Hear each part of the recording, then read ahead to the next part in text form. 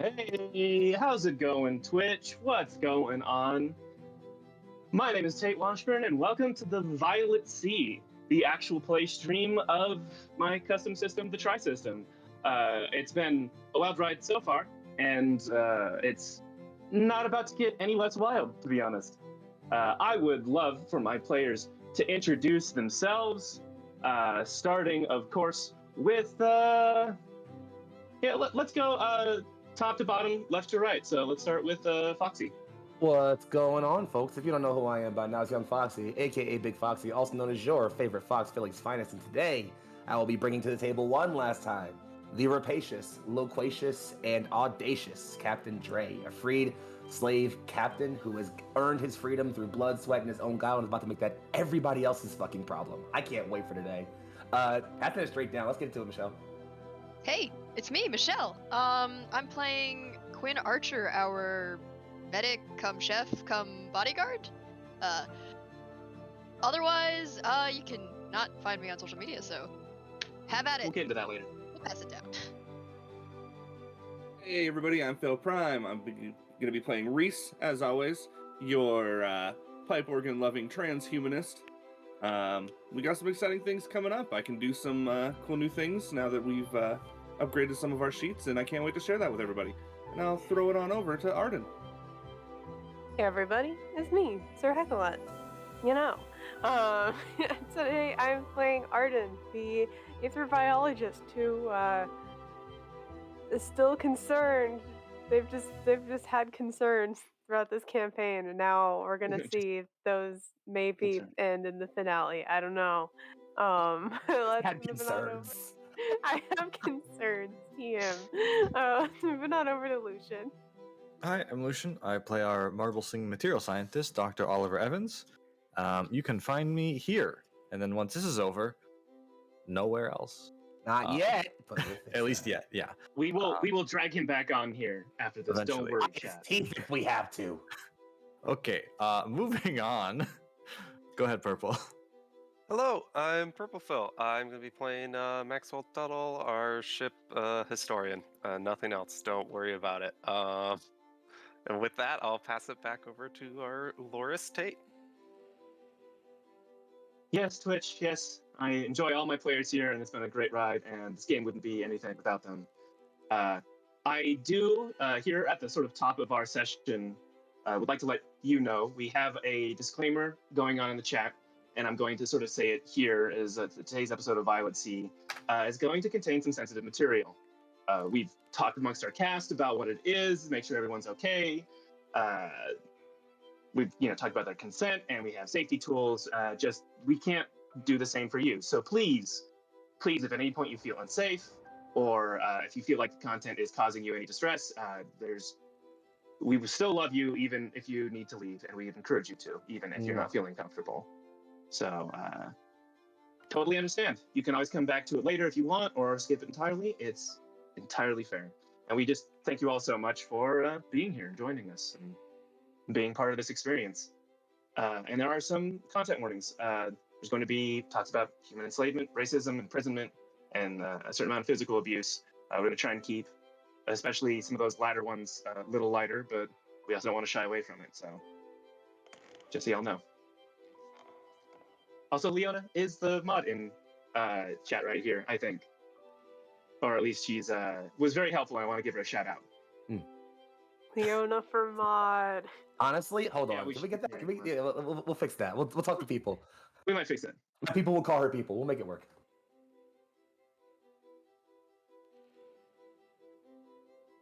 So, last time, y'all made some plans. You sort of figured out the big secret of the continent, the reason that it was sunk, and you have a plan.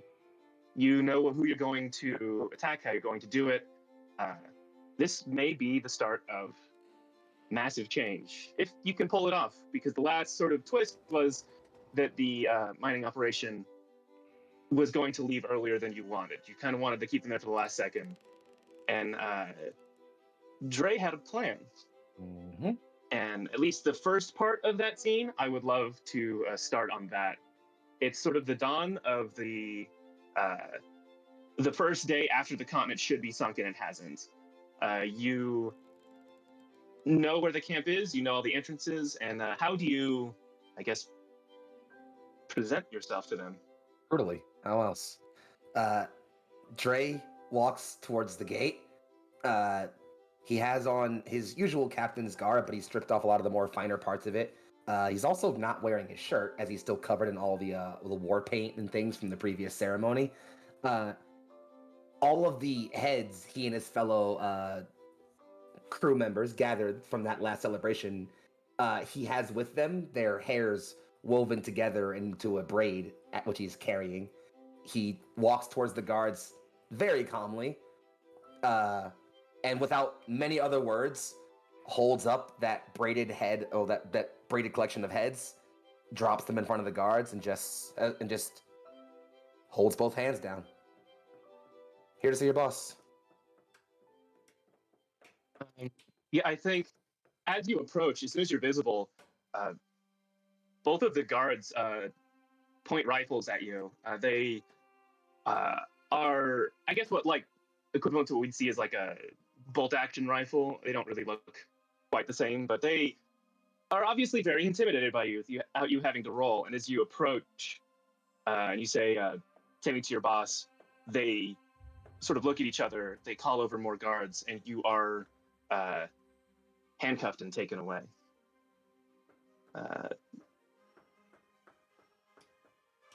So at some point in this day, I did want to have a scene with all of you who are how you're preparing, but the first one is actually Ozturk has gotten some notes from that facility from last session and the session before.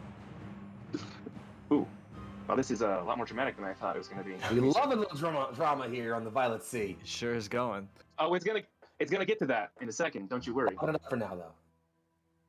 Yeah. But for now, Ozturk wants to see specifically Reese and Oliver. And Reese, you've been sort of working on your own arm. And give me a little flavor of that. How's that been going?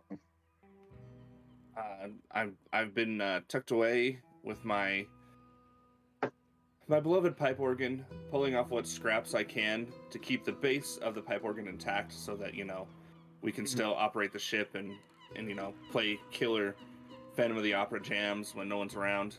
But I've been pulling off pieces of the pipe organ and grafting them and shaping them into a new arm so that I can be fully functional again.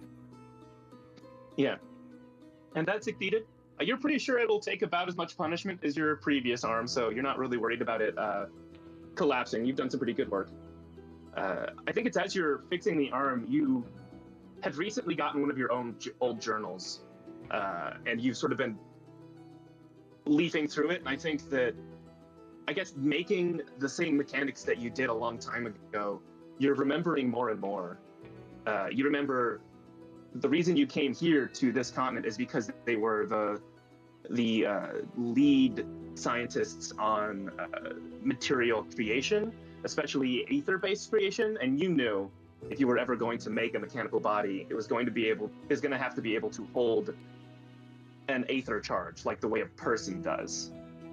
You're not a biologist, but you'd learned enough to be like, nope, that's kind of where the mind is the brain is, human brain does that the same way aether glass does. And you're still not sure exactly how you built an aether glass sphere that could hold a mind, or how you transferred it, but you think you could almost do that now. Like, you're close to that concept again.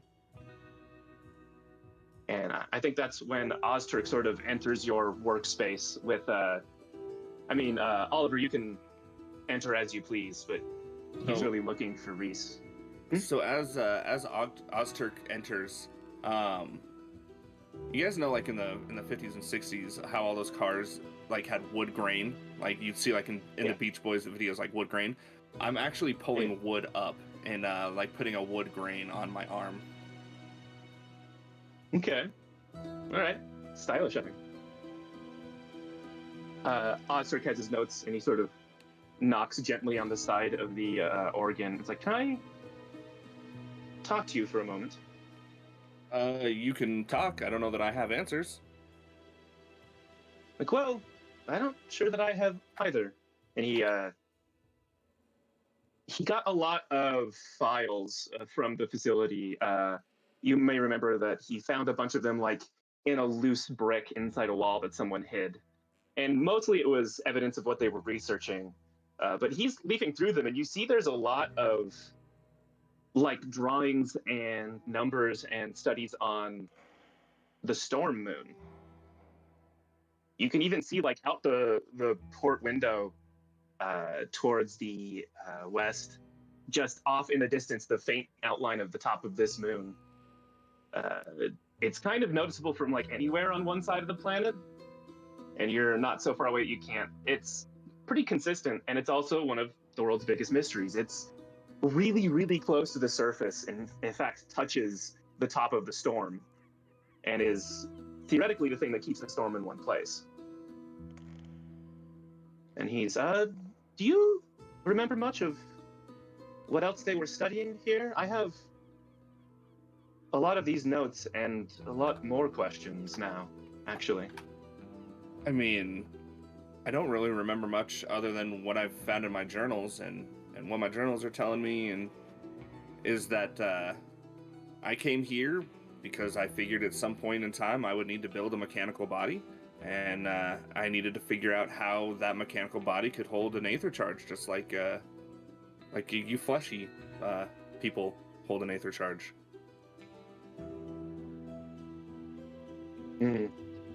Really quick, someone has asked to make Foxy even foxier, and not to deny you of that, but we're changing up what that reward does, because I have Oh no, he hasn't. an excellent hat myself, and we're going to talk about how we integrate that. But I think for now, this is the Foxy even foxier for this. A power play. Thank you, Vermin. There it is. Thank you. I'm still a satisfied comforter. Good. Excellent. Yeah. So Oliver, are you in the scene? Yeah. Have you like? Yeah, I just kind of wandered in. I think it's as I'm having a hard time regaining scene. Give me a sec. Yeah, I think it's as Reese is mentioning. Oh, aether charge. You can see the notes over Ozturk's shoulder, and he says effectively what you're thinking as well. I don't know that those two things are exclusive. These notes and what you were here to study, Reese. So I gotta take a look at this, and he's gonna lay them out on whatever table is around. I would love for you two to roll me some kind of science-y roll. My dice. Hold on. Yeah, that would be a good thing to have. I got them. We're good. We're good. All right. The concern. My dice. My dice. Okay. Let's see. Let's roll a little bit of aether matter science. That is a 15. 15. Alrighty. For those at home, there are actually 2 different success curves, and I've talked with my players, and there is a more difficult one that we're using for the finale. Yes. Just one of the features of the try system is that you can kind of up the ante. Remind me what it still is, by the way. success. Okay. Yeah, a total failure in the more difficult one is 6 and below. Heroic failure is 7 to 12. Comedic success is 13 to 18, and a full success is 19 and above. 19 and above. Okay. In that case, I'm happy. Yeah. You will still probably get something in the middle most of the time, just by how like math works. But so yeah, with a 15, that's comedic success. You are more of an expert on like material sciences, and you're actually surprised at how advanced a lot of this is. You think you could make technically a like more advanced version of some of the synthetic materials they're talking about, but like you're also decades and decades, hundreds of years even in the future at this point. So the fact that they were that close to where you are now as like the top of your field is astonishing. But you can also look at their notes on the storm moon, And that's something you've looked into, but a lot of the readings are surprisingly, like shockingly similar to an island heart. Huh. There's differences, and it might be just a difference in like their, I guess, instruments, but it's almost like it's enacting its own like massive magnetic field, because that's what these island hearts mostly are doing. The sort of massive magnetic field on the whole planet, at least the size of what it is, would have to be doing that. Right. Reese, did you want to roll something to see what you understand from these notes, or you don't have to? So I rolled matter formations, like I rolled with matter formations, and I rolled a 16. A 16. Yeah, I think the thing that you would notice, because you're really looking more at form than like, I guess, like a physics-based like chemical composition. The moon is staying in place, at least based on their observations, because it's effectively anchored itself to like the magnetosphere of the planet. It's similar to what the islands do. It's basically saying this spot in this magnetosphere is where I sit. And in fact, all the islands moving, if their readings are right and the size of this magnetic, I guess, field, then the reason that the islands kind of stay about where they are in relation to each other is because of this moon.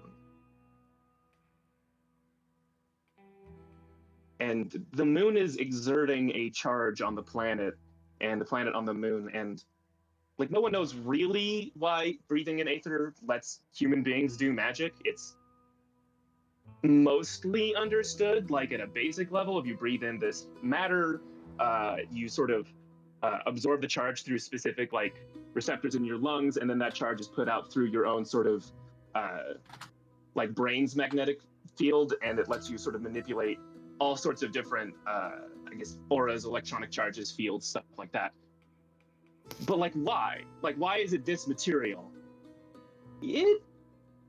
Their theory on this is that it's because this moon is producing these particles, and that when you exhale these particles, they no longer have a charge, go back into the planet, and eventually are cycled back to the storm moon.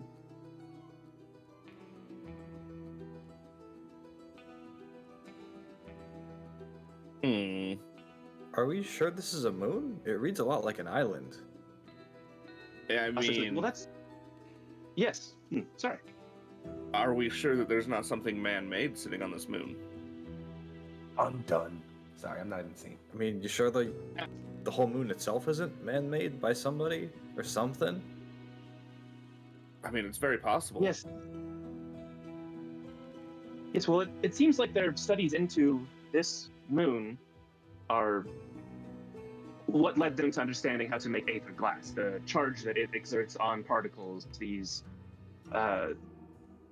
in theory, what you're really doing with this glass is just refining it to purely the particles in the aether. It's basically a solidified glass form of it. It's barely held together with calcium and such. This is fascinating. I don't know that it's helpful here, but I don't necessarily disagree with either of your theories. Man-made maybe is the wrong word, simply because it's been here as long as history. I mean, I'm not sure I can think of a time where it was not a known quantity. So in my time, I vaguely remember an explorer. If we could find his journals, we very well might be able to find out more about this moon. Well, You're saying he went to the moon? He went all over the place. Some of his stories were often very, very fantastical, and should probably be taken with a grain of salt or 10, but he may have or may be onto something in some of the stories that were told.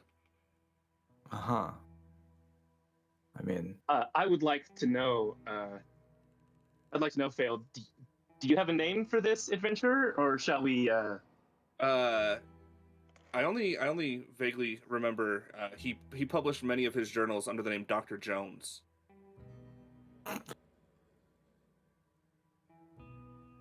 Well, I don't know that that's a bad idea. It would be difficult to find them all, but maybe when we're done with this, I can ask you too if you'd like to help me look into this more. Assuming, of course, that we survive and we're not caught up in the fires of revolution and such. I mean, if we're caught up in the fires of revolution, then what's on that moon or the mysteries of that moon might just help with revolution. It's fair. If there's nothing else you two want to do in this scene, I would like to open it up to the rest of the next 2 days. The 5 of you who are not in Dre's position, I would love to know what you're doing to prepare for your plan and make sure that we're on the same page as to what The that 5 of plan y'all is. who aren't fucking stupid, what are y'all up to? I didn't say stupid, just Dre, you have a specific thing that you're doing.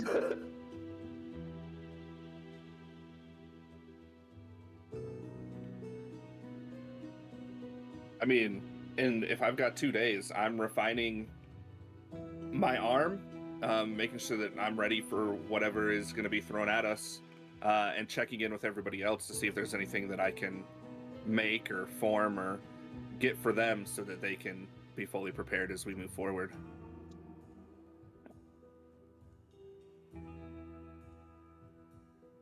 Well, just because you weren't here in the last, it seems like the plan, correct me if I'm wrong, is that you are waiting for when 2 of the ships are docked. You will have some kind of distraction at the far end of the mine to get the other one to sort of swoop in and address it. The people on that side are going to board that one, while everyone on the ship is going to try and either obliterate one and take the other of the 2 docked ships, or destroy both if you have to. Or take both if you can. You do also have 1 very big bomb, and I think 4 small ones. Well, you I'm have hoping 3. that Oliver wrote that down. There's quite a few. There's 1 big bomb, 2 kind of medium-sized bombs, and then just like some small ones. From what I remember. Yeah, I was going to say the small ones. I'm not going to be picky as to the number you Right. made. And then 1 of those medium bombs, I guess a third of that medium bomb is. Dre's going to have to justify to me how he held on to that, or what happened to that after he got caught. We'll find out about that. So that's the plan. I would like to hear if you guys are preparing anything else for it. I believe, Quinn, that you've made some rolls off stream, and I'd love for you to describe what it is you have done. So Quinn is currently in the kitchen with Vio, our small precocious little child, who is Vio's actually like standing on like this tall stool and just like cooking what seems to be the stew that's for the whole crew, so just regular cooking meals. But Quinn, he is making, like, you can see like piles of linen next to him that's been like, you know, boiled and sterilized.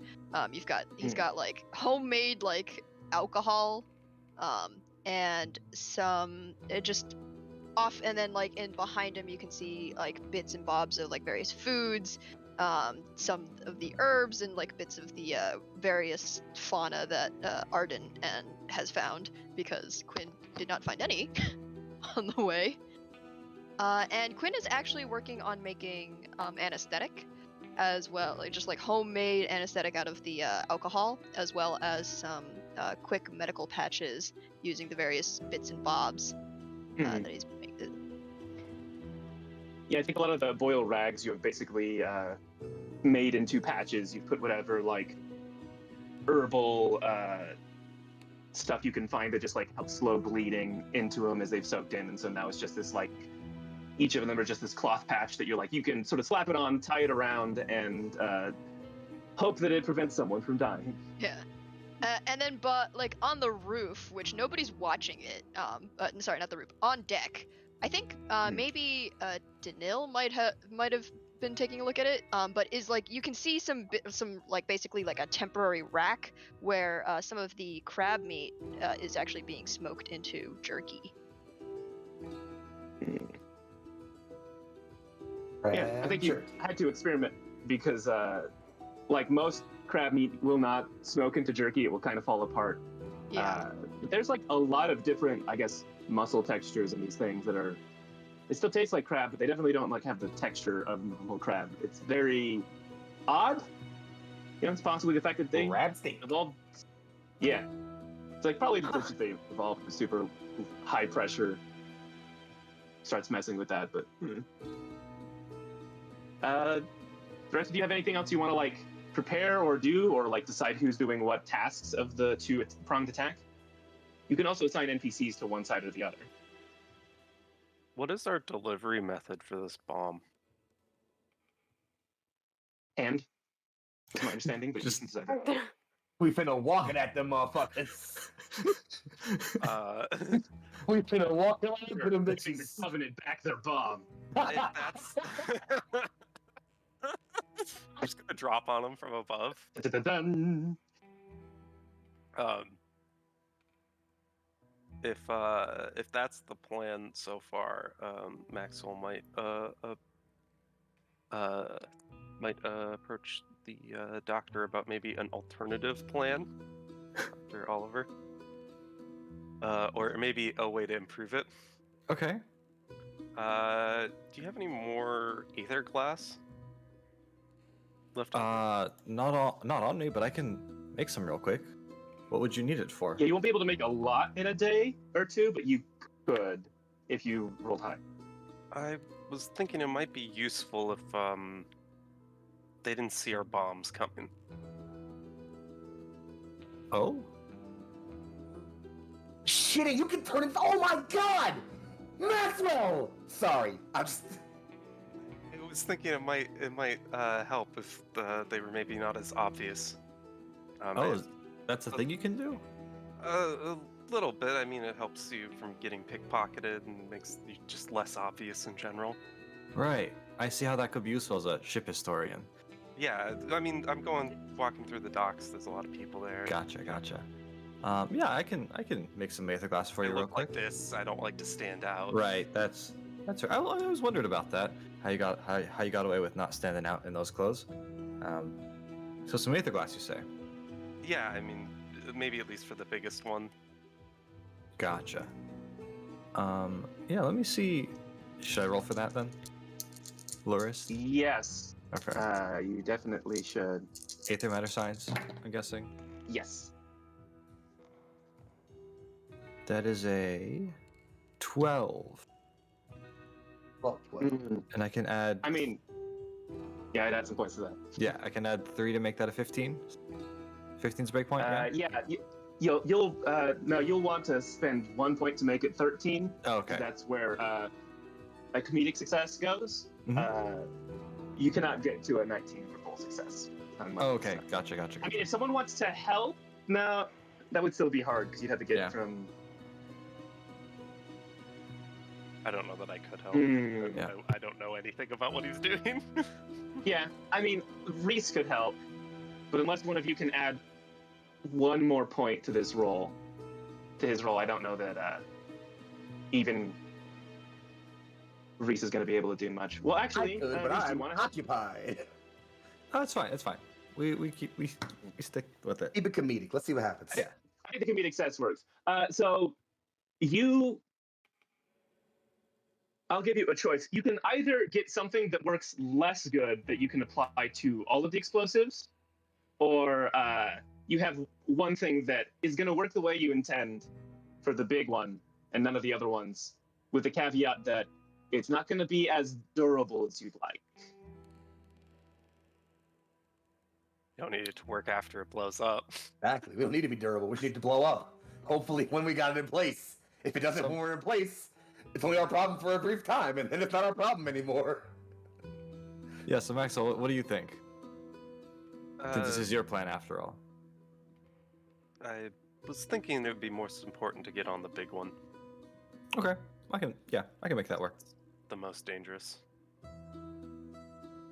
So yeah, you make a aether glass sphere that you sort of, maybe it's based on some of the notes you've been looking at about like island hearts and the moon, but it's like whatever you charge this with, it's going to project a much larger field than like just on the sphere. It doesn't hold a charge as well, just because that's not what it's really for. But so long as someone's concentrating and they're within even, like, I guess the surface of this aura that it's making, you can then charge it with whatever your magic is. So yeah, if you are, I'm gonna say within like a foot of the bomb, you can make it invisible, Maxwell, because that's the thing you can do. I have to stay within a foot of it. Is that how that? Yeah, well, you can start making it invisible and it will last for a while, but just like to start it, you have to be within a foot. Yeah, So, yeah. and you have to be a foot. Obviously, I had to touch it. Yeah. That makes sense. But, If you find as you put it together that it is a little fragile. Like the aether glass won't break, but if you bump this thing too hard, the invisibility will go down. Like it will stop, and then you'll have to redo it. if we try it out, how long does it last? I mean, you give it a test, and yeah, with again, so long as nobody bumps it or anything, like an hour. Okay, cool. Just like an hour before we go, then. Well, less than that, but yes. I was gonna say, right when you go, hit and also, yeah, this big one. When I say it's a big one, it's not really that. Like, it's bulky. It's gonna like take 2 hands to hold, but it's not like the size of a person. It's really more big in the size of the inside. You would be invisible, but really not from the other side, because again, it's only like you just drop 1 over, foot. so you look dead, just like a pair of legs on the ground. I guess if you just a parallel. I guess if you like wrap yourself around it, but again, only within 1 foot of the surface of this thing. So you only get like 2.5 feet sphere, maybe.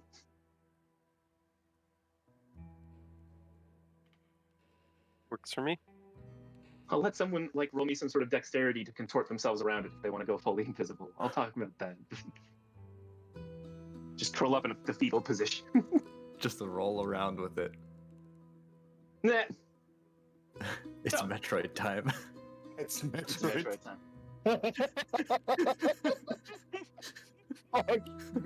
You just drop the bomb and leave. I don't know why that was so funny, but It's Metroid Time was amazing. I don't know why. It's a new spin on its morbid time. Fuck! I'm done. I can't. I was thinking it. So, if no one else has stuff they want to do, I do just need to ask who's doing which of the 2 tasks. I mean, I'm going with the bomb. All right, so you're gonna be, I assume, then on your ship, the Lady Rachel, and attacking these 2. Yeah. All right. What's the other task? To refresh my memory. Breaching the perimeter on the far side, the west side of the camp, to try and take that ship out when it gets way too close. Gotcha. Very much a lot of the crew, a lot of the Windrunners were going to do that one so that they can kind of jump up on that, but you don't need them if you want them to do some other task. Like, they could run up the mountain to the 2 that are on top of, like, the airship dock. I think I will go with Dr. Oliver with the bombs to the airship dock, as that seems like a more subtle approach, which I am better at. Mm-hmm. Quinn's not here for subtlety, so Quinn will go with the breaching perimeter. Imagine being subtle. Okay. No, I can dig that. I kind of have to ask for you, is Vio going to be on the Lady Rachel then? Or is Vio going to be with you? Vio is so the Lady Rachel is the fastest one, and I think what Vio's gonna do, or what Quinn is gonna do, is leave Vio on the Lady Rachel with, and just give both Suits and Marbles over here a look.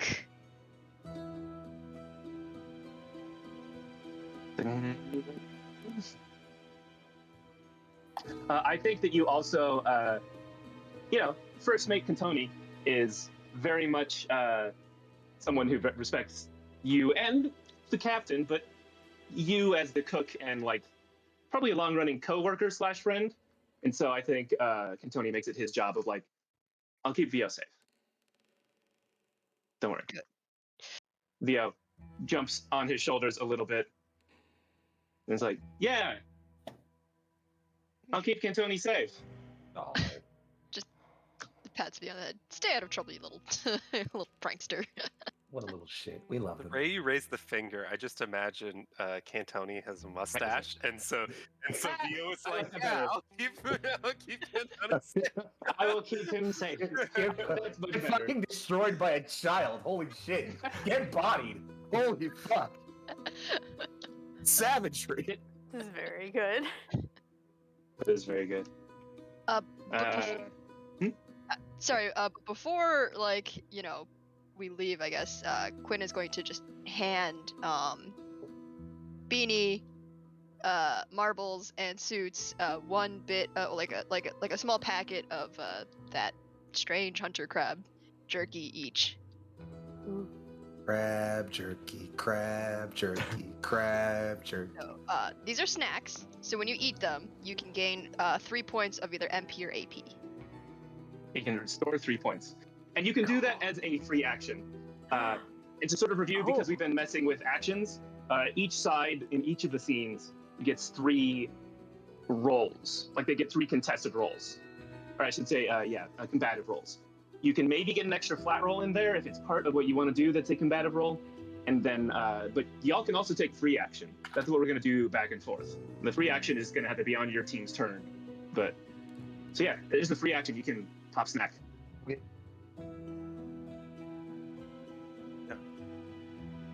Then I just need to know.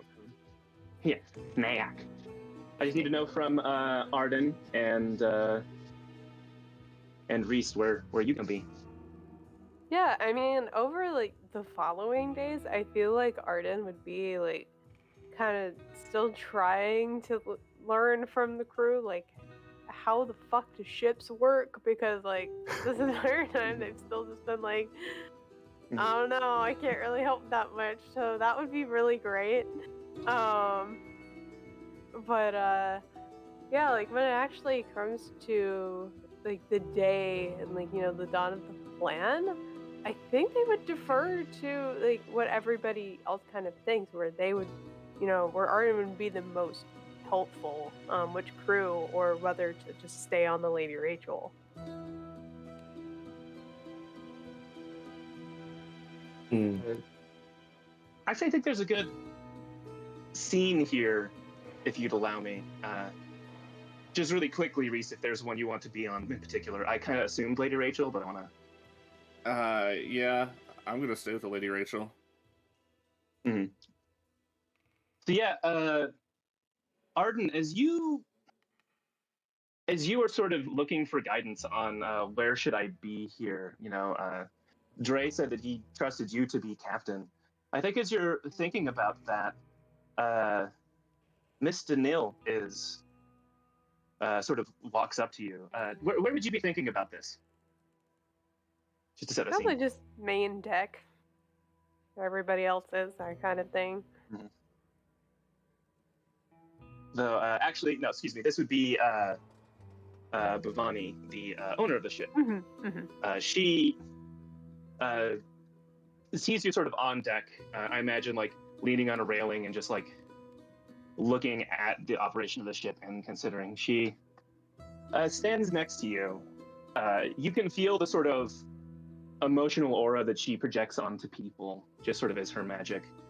Again, it's not the same as yours, but it's in like a related kind of magic. And you've been practicing your emotionmancy, so it doesn't really necessarily affect you, but the emotion she's projecting is comfort and confidence. And I'm sure that it maybe is tempting to take that from her, and she stays a second and says, so, you're nervous. I'm not gonna hide it. Yeah. Completely valid thing to be right now, if you ask me.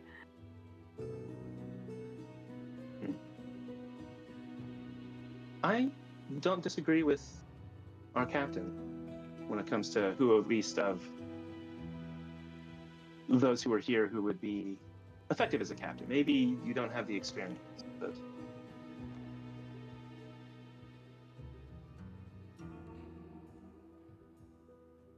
I mean, it was great to hear in the moment, but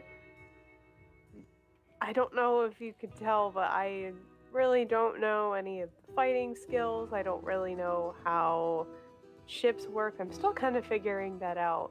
I think I have tying a bowline down. That's about it.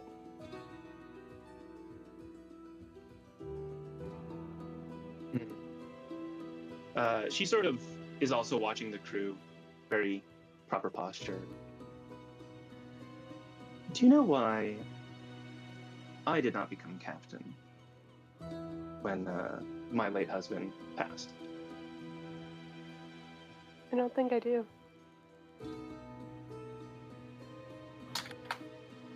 I have been on the ship for a while. I know quite a lot about the Lady Rachel. She kind of smiles a bit at the name, because she's been here longer than the ship's been called that. Says, but I've also been here in its darker days. Times when my late husband was in charge. I don't think that it was right for me to stand by. And as much as I have more experience, I don't know that I would inspire the right confidence, the right emotions amongst the crew. Even with my magic, I can only do so much. And it would seem wrong to try and compel the crew to do so through magic. You are in a different position. You have proven yourself to be wise. When Dre started captaining the ship, he knew probably more than you do now about how a ship works, but I would say about as much about how a crew works.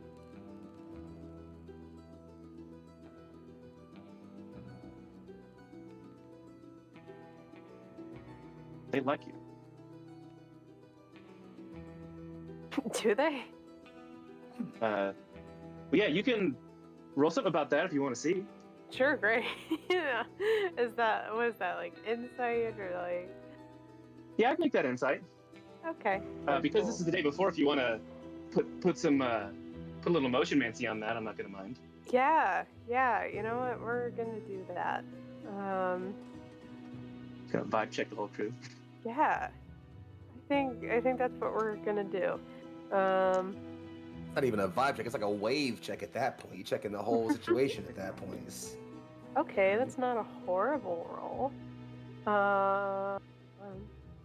Oh, but my insight's pretty good too. Ooh. That would make that 18.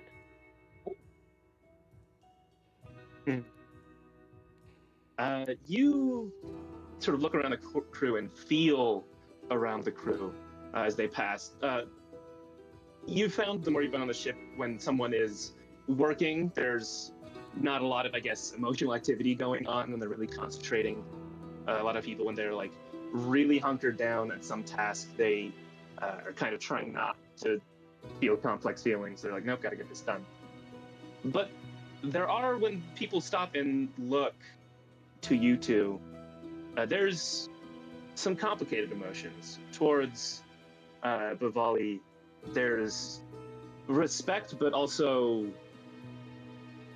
like a little bit of resentment sometimes. And towards you, it's not respect, but you've provided food for them. You've seen and noticed things that they have found helpful. Some of the tips that you've given about the, I guess, environment they're in, yes, has helped them as a crew, but also makes them feel more comfortable in this like alien space. So it's not respect, but it's appreciation.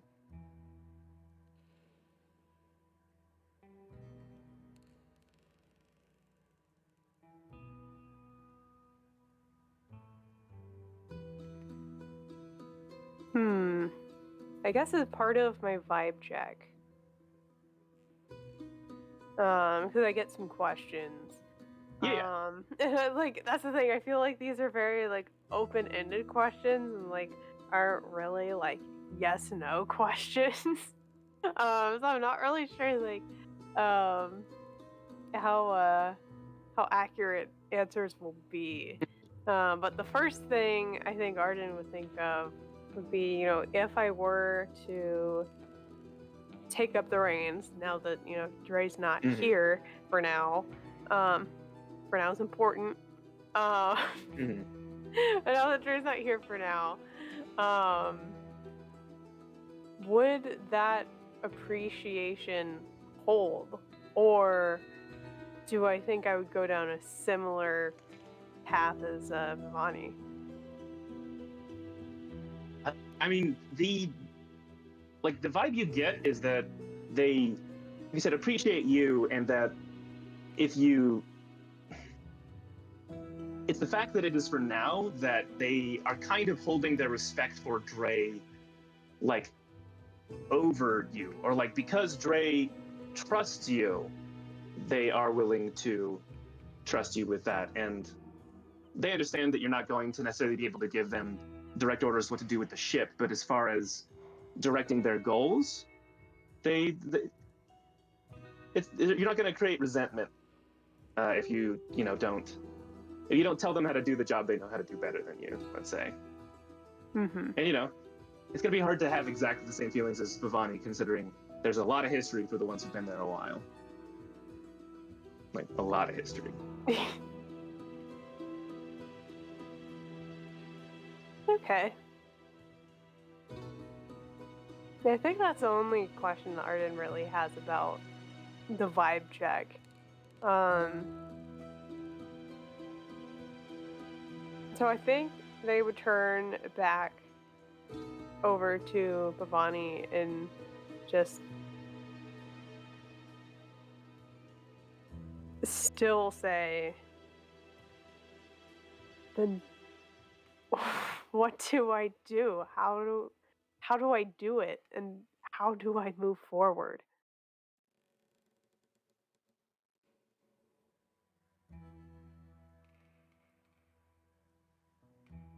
I'm not sure I can give you a direct answer. What do? You keep them together. You keep the crew focused on what they need to have done. Being a captain is less about knowing every part of the ship and what it can do, and more knowing how you can tell people how to command people to stay on task. Make a decision. Don't let there be misunderstandings or doubt. Be decisive.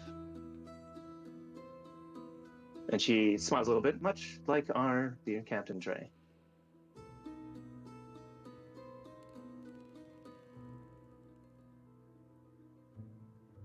Yeah. I didn't act. I didn't act when I should have. Don't make that mistake.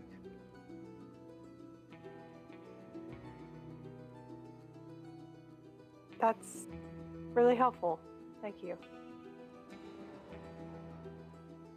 Well, anything I can do to help. I am also staying on the ship, so it would be helpful if we didn't explode. Yeah, I'm gonna try to avoid that.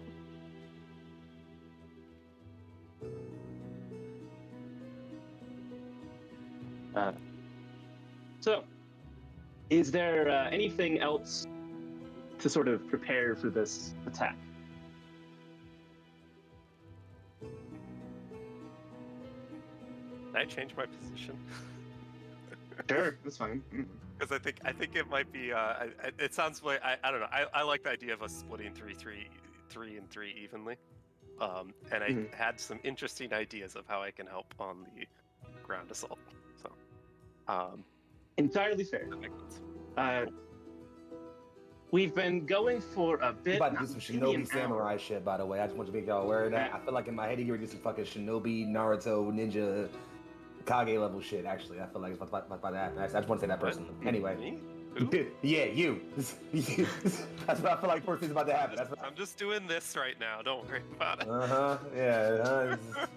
Fucking about to do some ninjutsu shit anyway. I just want to feel out my players. We can continue on this, but I think I could do just a short scene and we could do a quick break. How do you guys feel about that? We're at 58. I'm down for it. Let's do it. Okay. So, oh, sorry, I just saw chat. Is there an extra scene here that we want to do?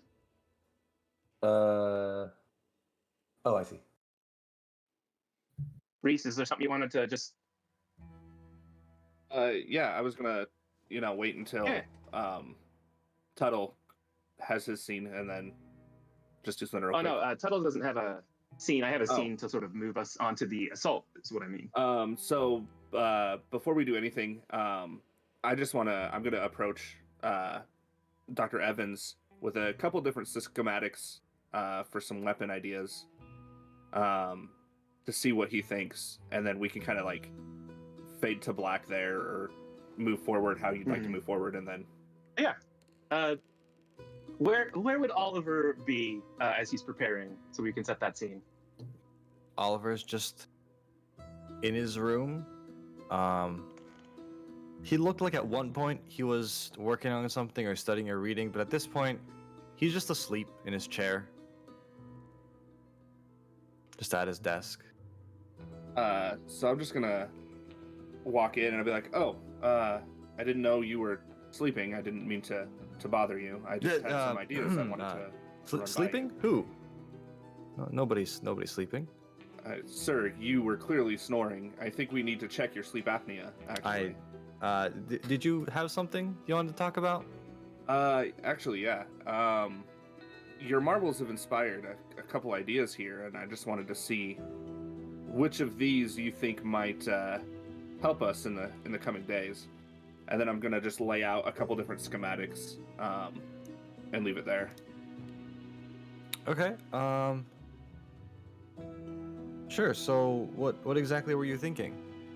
I'm thinking more marbles equals more booms from Lucian, or from you, Dr. Oliver. Lucian. I mean that makes sense. Yo, the meta campaign was after the end. That one ended already. You gotta keep it in character. We already had the meta campaign. We did that one already. Yeah, that works for me. Oh, you weren't around when I was testing this. I figured out, those burns we got, or I got the burns, you lost the arm. But with these new burns that I have, I can now charge objects from not a great distance, but some distance away. So the more marbles are scattered around. It is at a range of one zone. I'm Yeah. actually still writing it. We'll see in a second. So the more marbles that are scattered around, the better for me, actually. All right, then. So let's look at these and see which one will work out the best for you. Because I can either build basically a scatter grenade, or I can look at tweaking my bat so that we can scatter marbles around. Huh.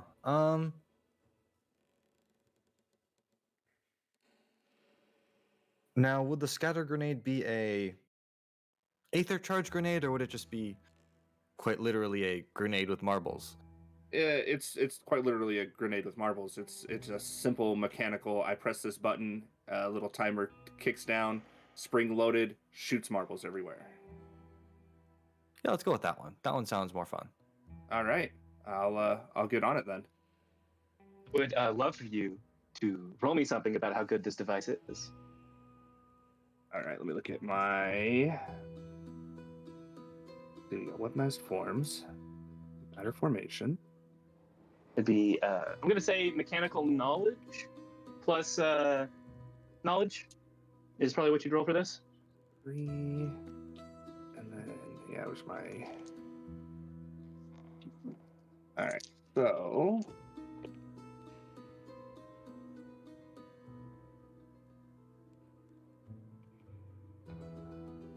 Yeah, that's a 15. A 15. Yeah, if you spend the 3 points, and actually everybody has a +2 from last time. I'm finding in my notes that I think we're going to carry over. Right. Got +2s. Woo woo. So if you want to use that, you can get a full success, but you definitely can get to a mixed success here with 3 points.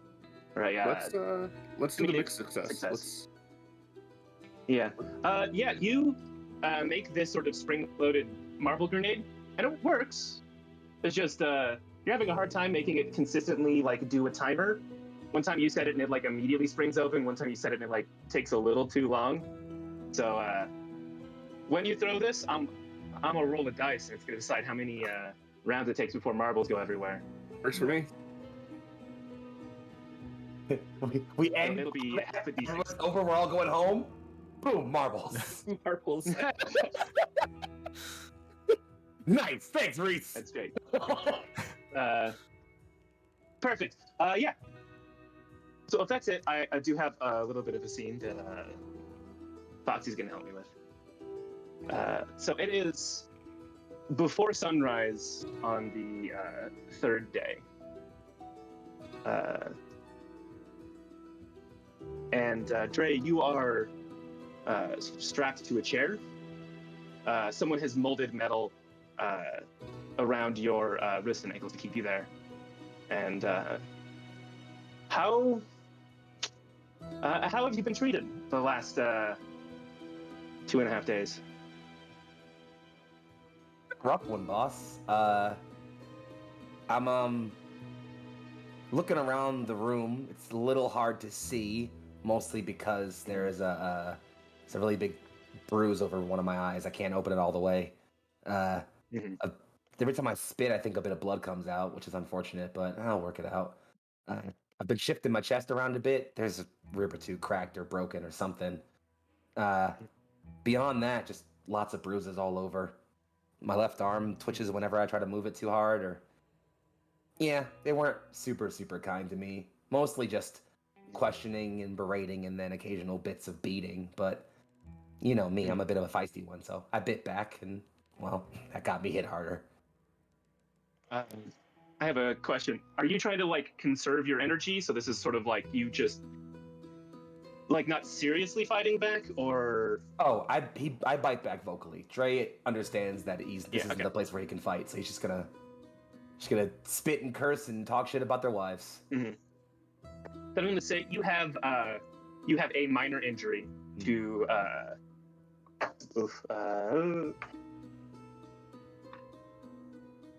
I gotta look at the sheet real quick. You have a minor injury to endurance. So anytime you roll endurance, it's gonna be a -1. Got it. But do track that you have a minor injury because you only get a few of those. I'm on it. Before it becomes a problem. And it's sort of almost dawn of this third day that you haven't seen anyone of like real importance, but as the days have gone on, it's been a higher and higher position of person who has come and talked to you. First, like just a sailor, and then a captain, and then the first mate pretty late last night. And this morning, just before dawn, the door opens, and a large man you recognize. He's unfairly tall, broad, looks severe, and he is wearing an admiral's coat. You would know, in fact, he's not technically an admiral, but it's of a similar style. This is Jerica Crossa. His footsteps actively shake the floor, more so than even his size would imply. He has 2 guards come in behind them, each of them with sabers. They don't have them out, they stand at attention. And he, standing there, looks at you and says, yes, the captain of... what's it called now? The Lady Rachel. Hey, pretty boy, it's about time you got here. Took you so long. Did I make you nervous? Scared to perform? He smirks and says, I have some questions for you. Everyone And- has questions for me. That's the point. I'd like to have the scene so that we can then head to break, and we'll come back in on that. Mm-hmm.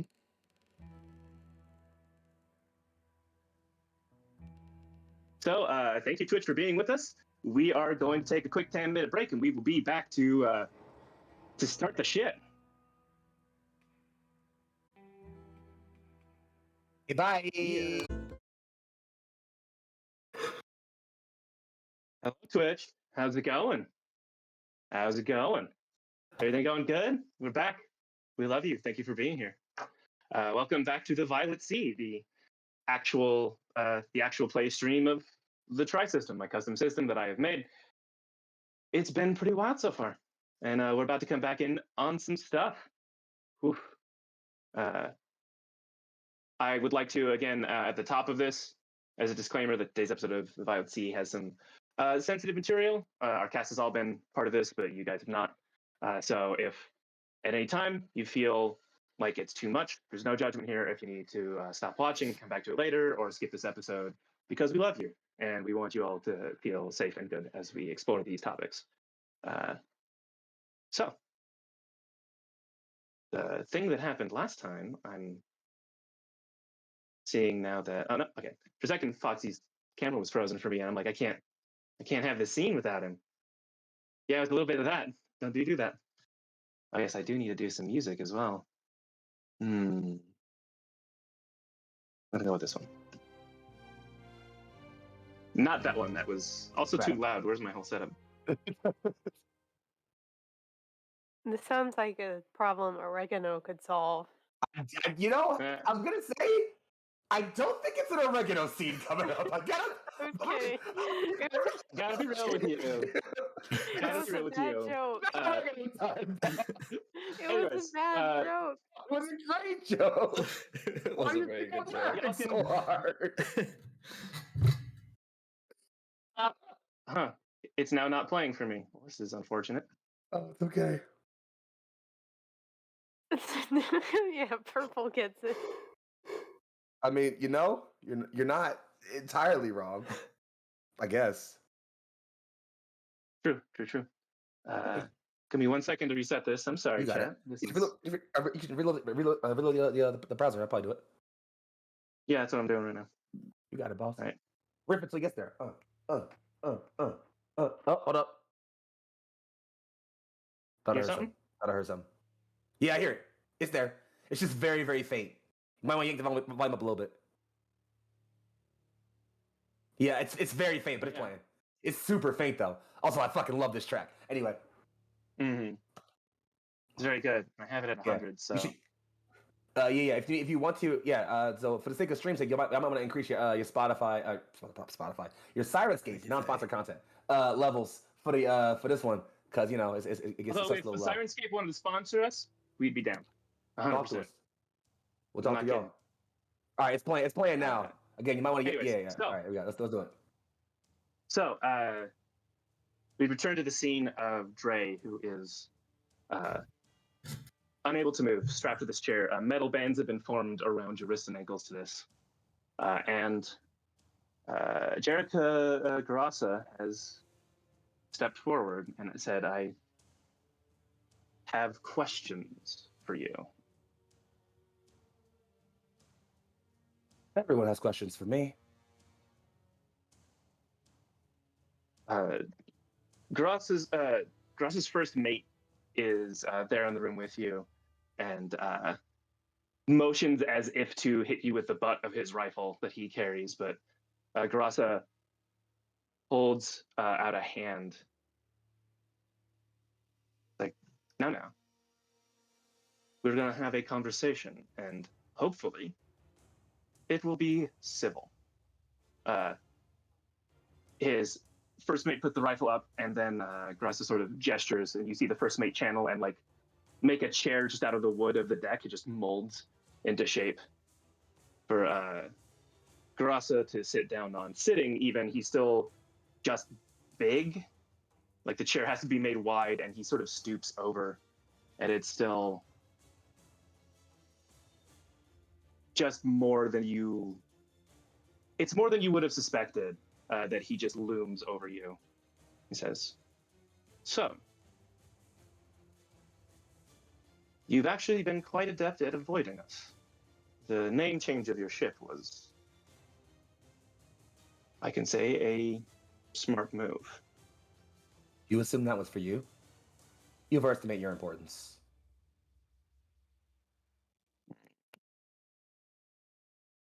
If you must know, I saw a pretty girl once.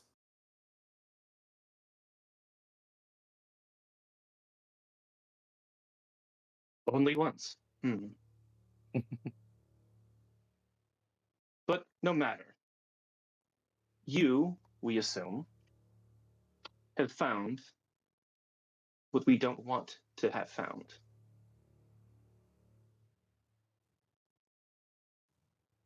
Did I? You know, I've seen a lot of things these days, I gotta say. Seen the crabs here? They grow big. He doesn't seem amused as much as I am very amused, to be honest. You know what? We are going to change to this survival, so you might want to put music down a bit there, Sweet. Get down, Feds. Sorry about that. The sound balancing is not yet done on some of these that we just. Oh, man. Didn't that one get you? I'm sorry. I love it. Yeah, it's great. We're good. Keep it going. Grasa.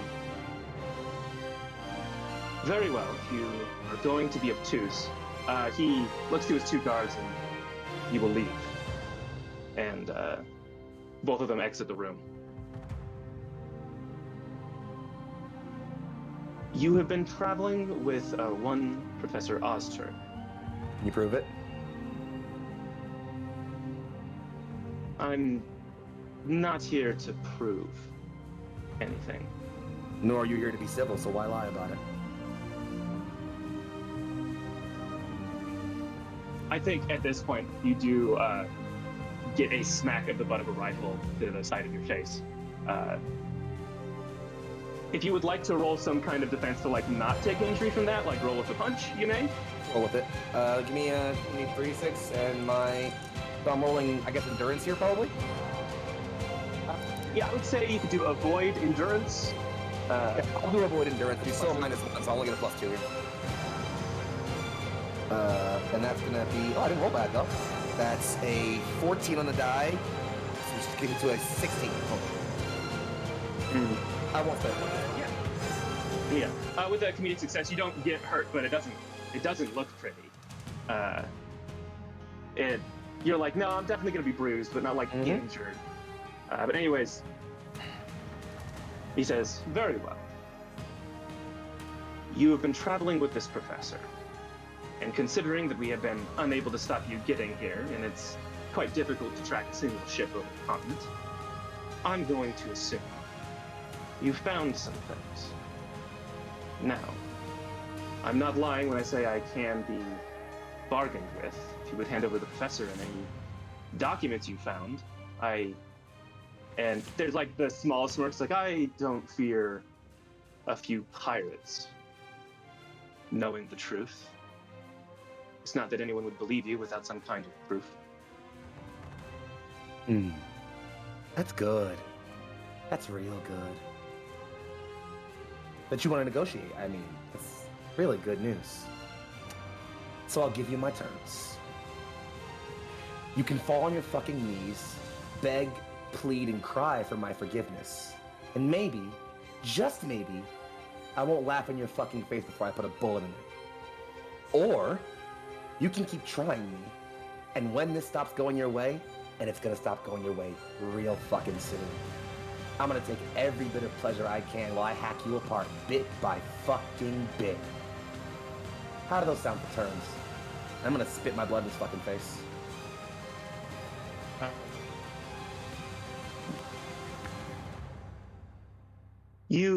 I'm not gonna have you roll to aim that because that's just really thematic and cool. It's as you spit though, it's almost like just contemptuously, he actually like bats it out of the way, like he just catches it on the back of his hand, the blood and white handkerchief, and just starts wiping it off. He's You know, you do have some reputation, I'll give you that, for, let's say, flying in the face of the inevitable.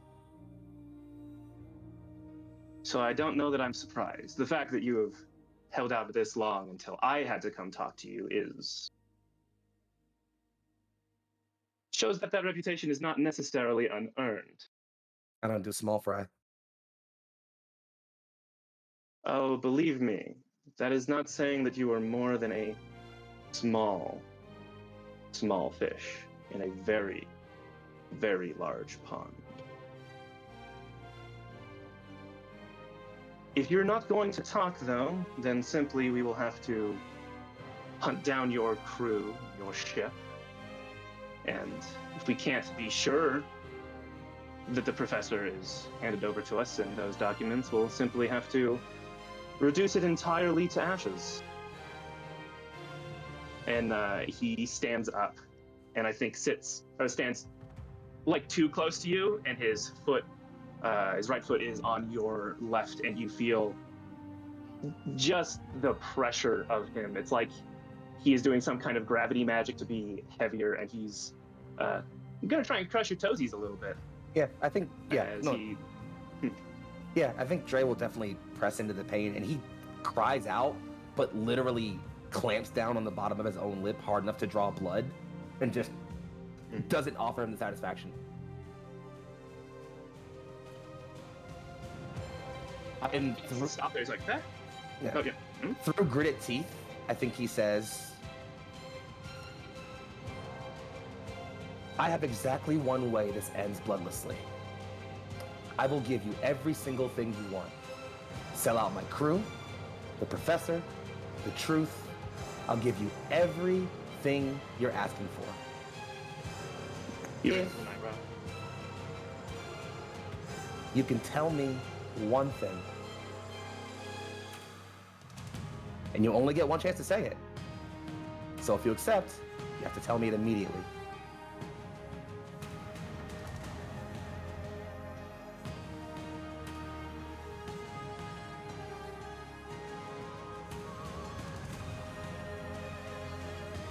Yes.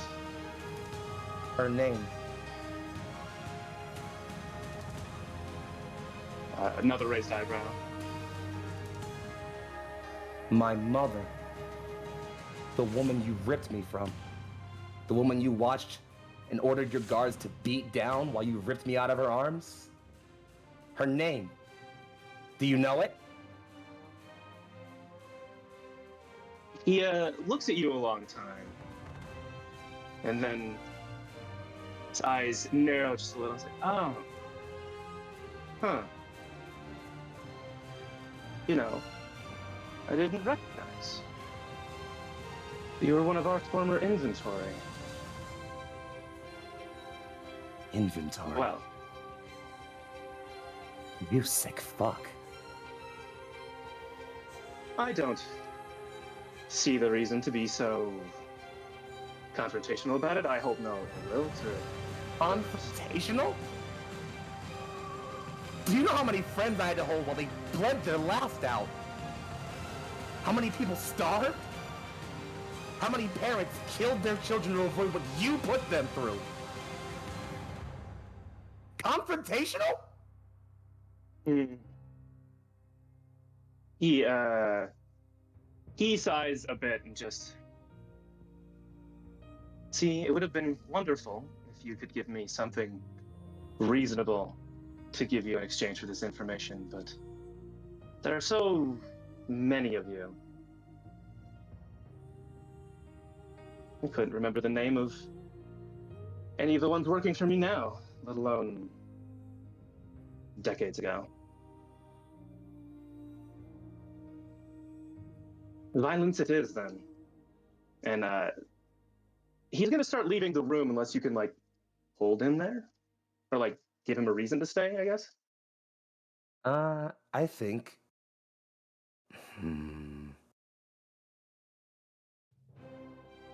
I do, actually. Okay. The first, as he goes to move, I'm gonna spit at the ground one more time, and then Dre's gonna say, Hello. Jaso, Jeme, Tove, Akim, Dolane, Alana. Those were their fucking names. And I'm gonna make you say them before you bleed out. Ooh, I would love a command intimidate roll, maybe. You gotta tell me shit, fam. That's a 5, 5, and a 5 for a 15 total. Damn, My command intimidate is is 6. plus. I was gonna say 5 again. Plus 6. That's a big number. I'm pretty sure. It's a 21. Cool. Oof. 21. Yeah, you Oh, listing you out have the a plus names 2. like Oh, I sure fucking do. Give me that shit. No, actually, I'm holding it. I'm holding it. I need it for later. I would hold it because you 100% beat this man's, I guess, defense to this. He doesn't react when you list off names, and I think he's started opening the door when you end this, and he freezes. When he turns around, you don't see like fear on his face. He's not going to give you that satisfaction, but he did freeze and he did turn around, and he looks angry. Come on, hit me, you big fucking bastard. He's whispering that to himself, but Yeah.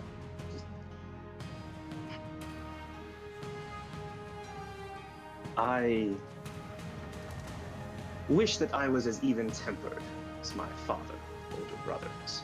He's walking forward and he like removes his jacket. Actually, he just has like the plain button shirt underneath.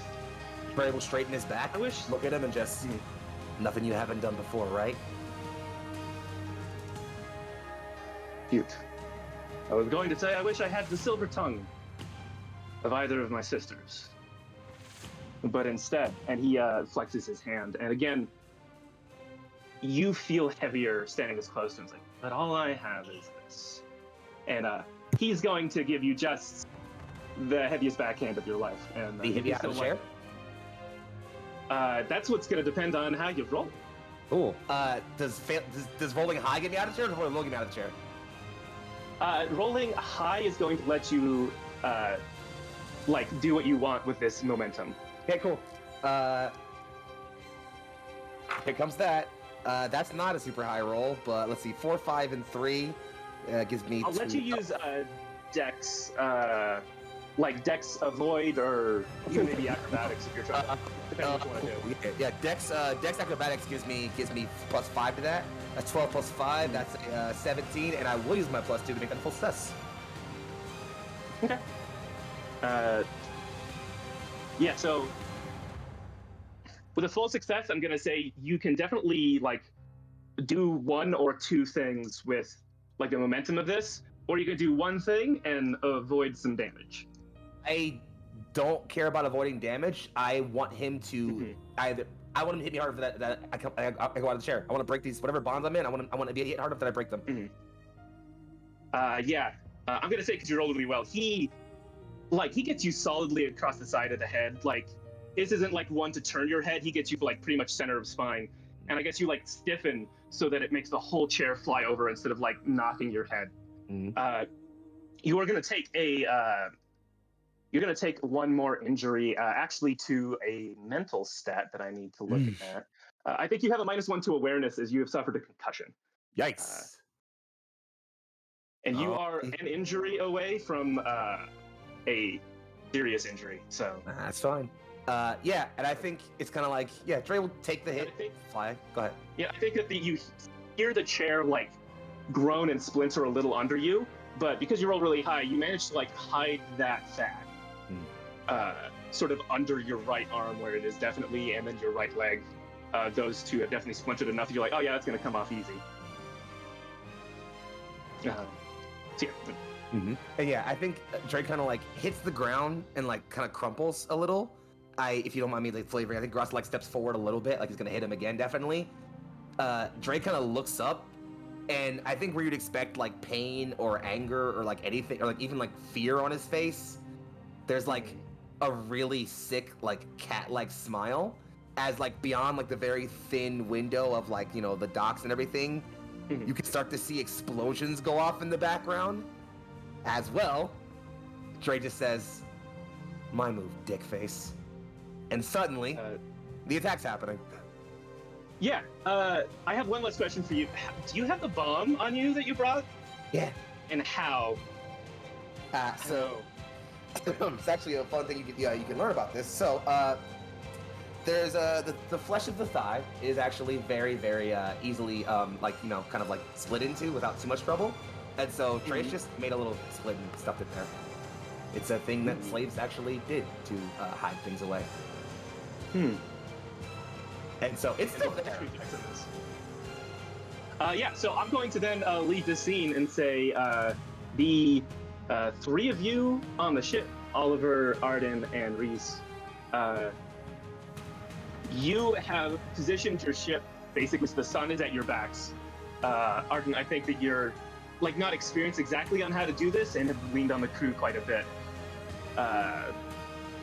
to be able to get in this position, but you understand the tactics of it. How's this attack going? Is this like a range thing? You're gonna dive bomb? How are we gonna do?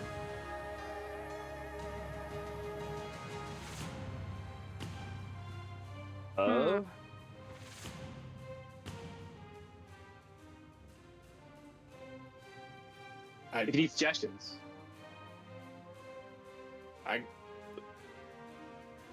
I would go with a ranged thing, I guess.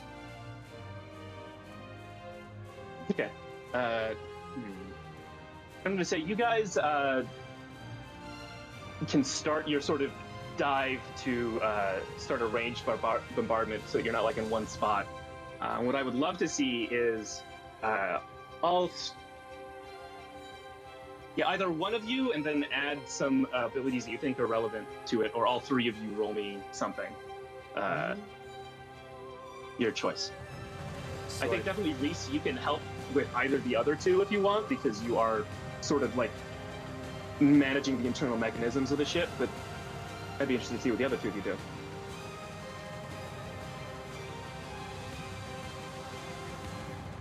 Arden, you want to fire the cannons? Sure. What do I roll for that? You can. Well, you don't have a specific skill in that, but nobody does, and just the ship sort of replaces that. And the cannons have been upgraded pretty well, so you'll have a +2 to that, and you can pick the stat as to how Arden is deciding to time it, I guess. Okay. I'm gonna look through my stats. I would be down with knowledge of just sort of calculating out where on the ship, as far as you know, do you want these things to land? Awareness to just sort of feel it out. You can tell me. Because I'm trying to think of something that's closer to almost intuition. It's not I'm counting out feet or anything like that, or it's not incredibly calculated. It's more of okay, this is the window. I feel like this is the window, Okay. I would give awareness or maybe willpower. I was thinking one of the two. So yeah, I'll go with willpower on this. So proud of my baby Okay. cat. So yeah, it's Look a at that. +4, and then Reese, you can add your mechanical skill to this as you are sort of managing the engines. Hey, Lorist. Yeah. So, due to upgrades, I have the ability, always the captain, which is that a crewmate can always add my captaining skill to a cooperative role anytime a crewmate is doing anything, no matter the order I'm given. As long as it's the order that I've given them at some point, which I did order Arden to be in charge of the ship after I left. Okay. Okay, will the table allow it? Because I'm okay with it. I think it sounds great. Are we also allowed That's I don't reasonable. like to add things. Are we also allowed to count the number of times the captain has told me not to blow up the ship as an order? For any role that you're I will say trying to later. not blow up the ship. Yeah. Yeah. For this, we're having Arden roll, and you're going to add Reese's +2 for mechanical stuff, but I will allow, I think, the +3 to captaining to be I have faith in you. So you're Yeah, adding a plus so 5 to is it this. like, okay, so is it plus like, so I'm using the plus 5.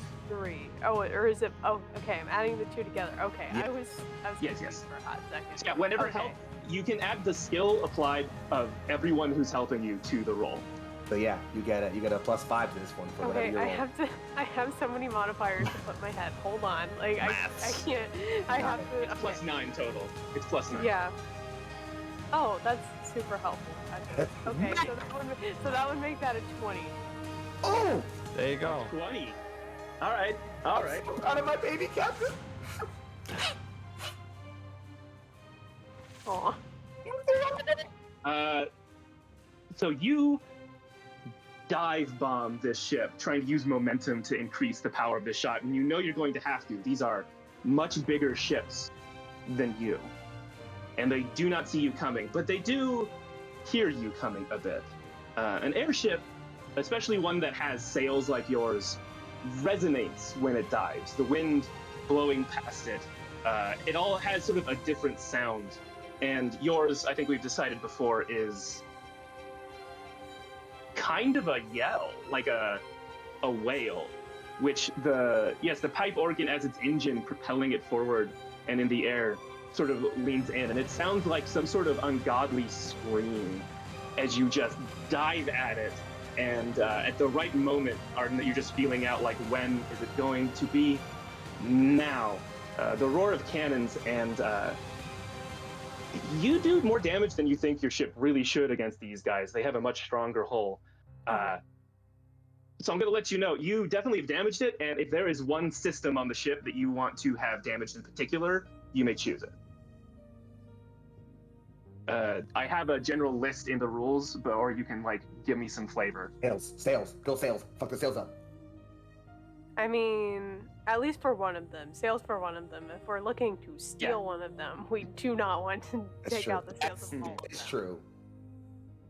Well, I guess, and that's the thing is, there's 2 there, and do you want to pick the one that Dre is on, or the one that he's not? Because you're really very sure, without him having to say anything, The one I'm on. that Fucking do it. I trust you. that he is on the Birmingham, and the other one that's on there is the Decadence, where the I mean, Rapid would we Crusader is know at the that ground. though? Would we know which one he's on? Yeah, I mean, you would know the Birmingham is the capital ship where Garasa is, and you guys Okay. knew what the plan was, so Okay. right? Because yeah. just to kind of like make Dre have a very like Captain Jack Sparrow moment getting Fuck onto you, the other fucking ship, I would take out the Birmingham sails. Yeah. So you come from above this thing, where you know the hull is weakest, actually on the deck. In fact, a lot of airship combat at this level with these sort of ships is about trying not to expose the top deck of your ship to enemy cannons whenever possible, and it's a fight for sort of positioning that way. And you just rake the top of it and manage to just decimate their sails. Ain't going They nowhere are- now. Mm. Right. I'd like to say, Oliver, you're one that hasn't really acted yet. You got anything for me? You have an invisible bomb, also, I should I say. do have an invisible bomb, but Invisible doesn't bomb. that take time to charge? I think we talked about this. Yes. If you want to roll me your sort of charging magic, you can say how much of that charge you have Yes. already done.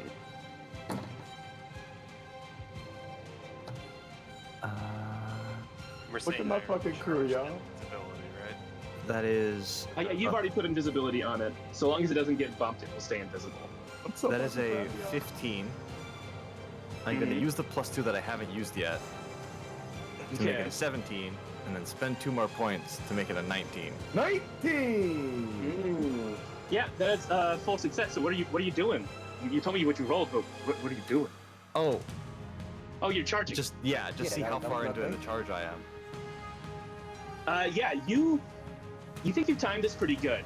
You were a little worried, like, if I charge it too much, the bomb might, like, I might have to hold it back from blowing up, which would mean I'd have to be there, which is not going to be fun. But you think that you've gotten this, like, 2/3 of the way. Like, it's maybe going to take another action or two to do. Gotcha. I should also say, though, just because I know how your character sheet is, you have done you have gained overcharging for your matter charged magic. Yes, I have. So you can, if you want to spend me some more stuff.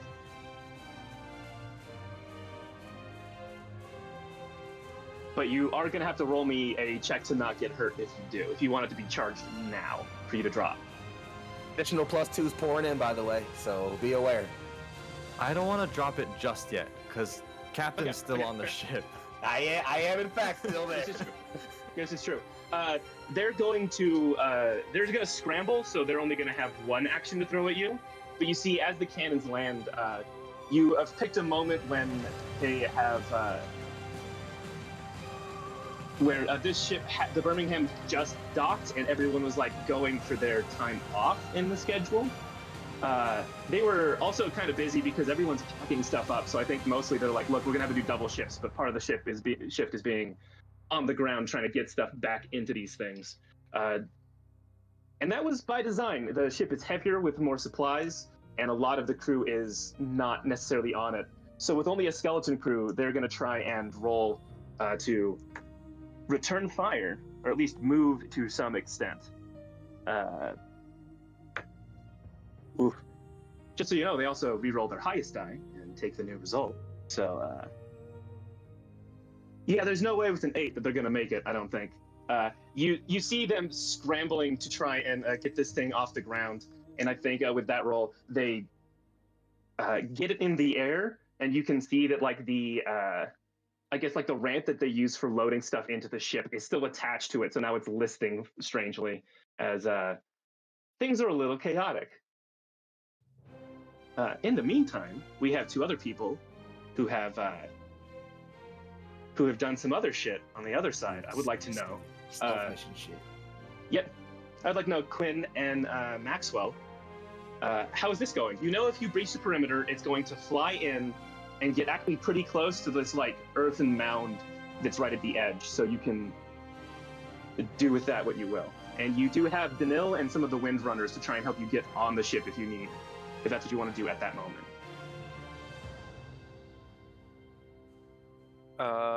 So our just to like go over what our plan was previously, we wanted to get it to go over to the mound so it was easily attackable, right? Yeah, you just noticed that it gets extremely close to that.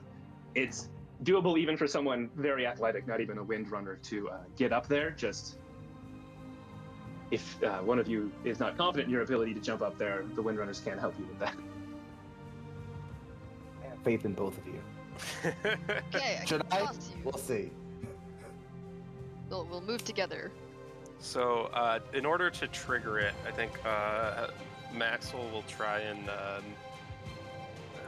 like when we're trying to figure out how we're gonna like who's gonna trigger or something like that. Maxwell's gonna use an ability called Direct Light Message, and he's gonna be looking at the lookout on the ship, on the Rapid Crusader, I assume is the one that's out that we're trying to take it down. Yeah, that's the Rapid Crusader who's out here. So yeah, he's gonna look at that guy and try and make an image of a giant crab. Okay. In the perimeter break. Just come up to me! Now, I would like to let chat know this is not what this ability is for. So normally you can just send messages to people and you don't have to roll for it. However, because of this, I can have you... That's what. Yeah. It says I could send a subtle communication. They don't know that I've sent it, and it's visual communication. And You're you're gonna have to roll to make it convincing. Yeah, that's fine. I'm gonna say probably subtlety and something, Deceive. because that seems fair. Go attack its I'm weak gonna points say- for massive damage. Or use my light. I would actually say it's subtlety and light step, because you are shaping this light. Okay. I also want to know, this is generally not a very visual magic. So, are you trying to hide this, that you can do this from your friends, or is this part of the plan? Yeah, I'm trying to hide. I'm doing it for my friends. Yeah. Okay. So you're just sort of like looking over this mound, and you can see him like way off in the distance. I think technically you're projecting light from your eye to their eye, so like you're looking through a telescope, and you can actually that's how you can get the range out of this. That's how I'm seeing them. Is how I've Yeah. So yeah, if we get to that, we're gonna go. Yeah. Roll that, and let's see how convincing it is. Regardless, it's gonna get their attention. That's not a great roll, unfortunately. Oh, no. You have +2s in chat. You have. I got +2s in chat. I fortunately have very good skills, so I got a 6 naturally rolled. I also have a 6 in skill, which puts it at a 12. Okay. And Go to +2s in there. That's +4 more. yeah, so at least gets me to the break for the 10 points. Comedic success comedic success. 10 points. And then is 13, so you can definitely get there. 13. The question is, can I use 6 points because it's a light step skill? I'm trying to remember if you've unlocked the thing that lets you do that for light step. Yeah, I'm trying to remember which one it is that lets me do that. Krill. No, it's flash in motion. Flash in motion is the one that you didn't get that one. So Okay, so we can't get so there. no, you can get it. You can get it to 13. Yep. And I think that is enough here. I'll So just use one of my you make points, this not the chat one, just so I can say that for Yeah. the first thing. perfectly fair, especially because the chat is a +2. So you create this image, and I think the comedic part of it is you can see the lookout like squint as this like thing is projected into his eye, and then he like looks, and he's made you've made your best image of a crab possible. You're hoping that like the sunlight is sort of justifying why it looks kind of like it's made out of like pure light. Like, yeah, it's got the shell, it's reflecting light. What do you want from me?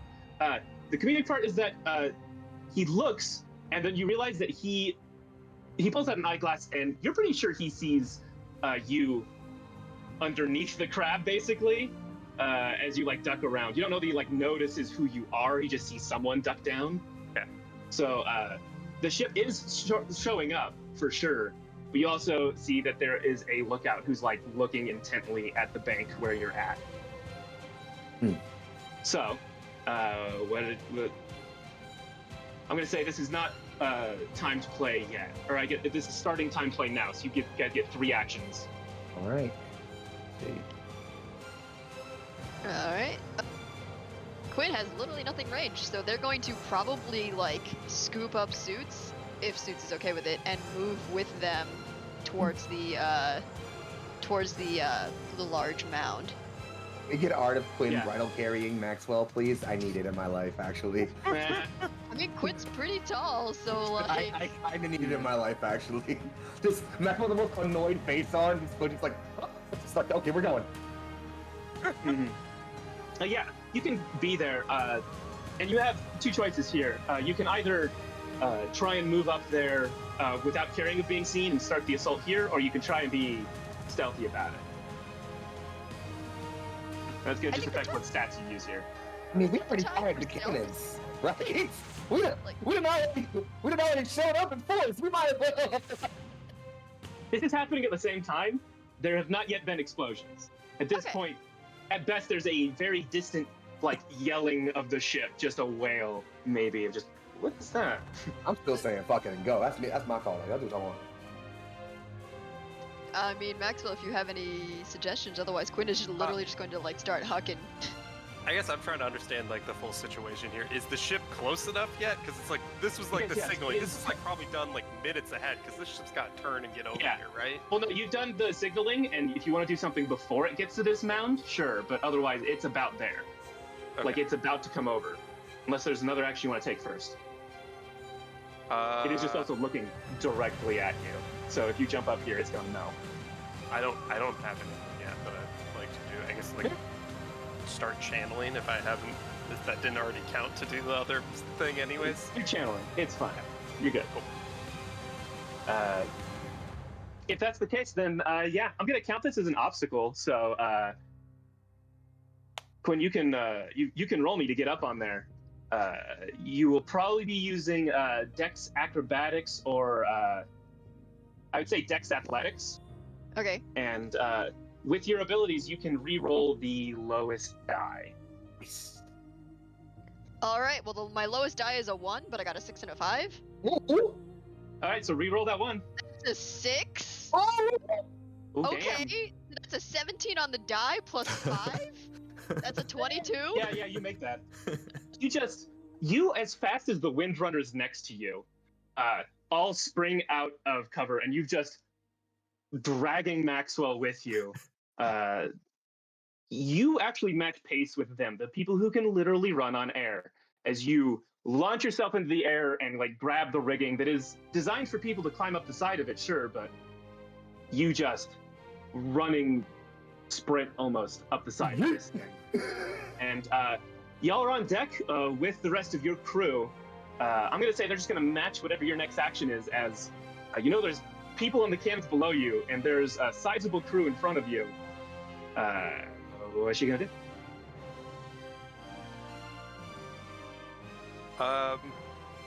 Is there a clear captain among them? I mean, yes, to know which one to notice them in the crowd, I'm going to have you roll something for that. Sure. This is not going to be an action. This is just do thing. Probably awareness, insight, or notice. Notice, probably. Okay. Yeah. All right. Well, there's the roll that I needed last time. That's 14 and 4 is 18. I'll do 1 point to make it yes. full success. So, yeah. 19. You can absolutely tell the captain is his coat is nicer. He's got sort of the insignia on it. Again, this is not technically like a military, but they're using the same military structure and a lot of the same symbols, and you're familiar with them. So he isn't wearing like a big obvious hat. So it took you a second to be like, oh yeah, that guy. Poser. No hat. Yeah. He has a first mate next to him and a few other crew members as he has exited the... No admiral hat? Nope, no admiral hat. Well, because, Garasa has that hat. No one can have a bigger hat than him. He wouldn't allow it. Knocking that bitch off his head. Watch that shit. And his head with it. Fuck Anyways, that shit. Yeah, he's got a few people around him. You can see him. What you gonna do? What would it take to just hide myself among the crowd with my light step? That would take a action for you. Yeah, I figured it would, but just because it just says in general, is it just an action to take like a stealth roll essentially? Yeah. It would just be. It would be my a. stealth roll, but I just don't have like a straight up stealth ability, I guess. So it's just like, is that just the normal stats? Yeah. Well, you have a move unnoticed, but yeah, you can use the light step thing to increase that. Oh yeah, I suppose I could do that. Yeah, well, you can easily just like try and very quickly unhidden. Basically, all you do is like pick up some of like the gear on the deck as if you were working here, and then just make a persona instantly. And if nobody notices you did that, and it's like, yeah, you worked here, you won. Cool. That's the plan for now. So yeah. So roll it. It would be spycraft subtlety. Yep. Oh, another fantastic 14 plus 6 is 20. Gone. Ooh. So yeah, I love the flavor here because Quinn, you just run up the side of this, and you have like Maxwell in your arms, and then Maxwell, you just gonna like disengage and basically act like, why did this random person grab me? What the hell? Are we being attacked? And they saved me, I guess. I don't know. Well, no one sees you like exactly land here, so they're like, you can tell even as you like grab some rope or something just on the deck that the crewmates surround you because they weren't really looking, and you've actually made a certain illusion of just generic crew member as you pass by. They assume Quinn like tried to grab you and you escaped from it just now. Quinn like 3 points landing, and I just like roll away like, whoa, we got a person on the ship. Yep. Very quickly. So yeah, I'm gonna say you can still like move around as your free action. Oh really? Okay, cool. I want to get up behind the captain. Okay. Then I mean, if you will allow him to, well, you two have one combative roll between you that you can use still. What do you mean? Means No, just y'all can you still two have to take decide what the next action is. Oh, One last I'll let action. as a group. Quinn can have the next action. Yeah. I mean, Uh, Quinn is literally going to just draw their butcher's knife. Okay. It's cleaving time. Quinn's this specific is no ability is to use surgical and kitchen gear as both surgical, kitchen, and combat stuff. That's just the bit. Morgan time. Yeah. Oh, no. And Shit, it's just draw that. is going to just start walking forward, and it's just, we're taking over the ship. Surrender, join us, or die.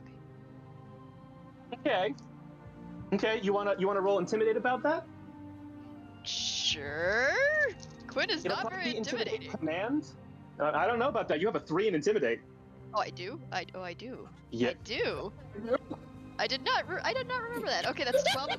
12 on the die plus 4 is a 16. I could spend I can spend 3 to make that a full fucking success. You could do that. Also, +2s if you haven't. I used also Plus twos in the chat. Plus I twos also in the have plus chat. twos. So I will use a I'm gonna plus. say this is a contested roll, so you also have to beat their roll. Okay. And I'm not gonna tell you what that is until you add some points. I'm just saying, this is big as All good. right. Well, I'll go ahead and spend those 3 to get it up to a 19. 19. And then I think I'll save those plus 2s for when I need them. Aim that. Well, luckily for you, with that 19, you have beaten the captain by 1. You see the captain is intimidated.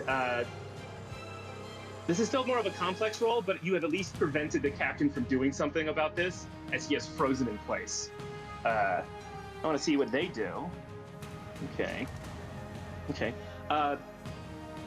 As you say that and walk forward, all hell breaks loose as the crew, without a captain to guide them, are going to attack you and the Windrunners. Just the Windrunners also, they're basically taking the brunt of that and are contesting their sort of push towards you. You see fighting break out. DeMille just elegantly steps over somebody and just immediately clotheslines them with a rope and a hook onto the ground before taking them out. You see 1 or 2 Windrunners get knocked backwards and have to fumble and catch themselves so they don't get kicked off the ship. People are throwing magic around.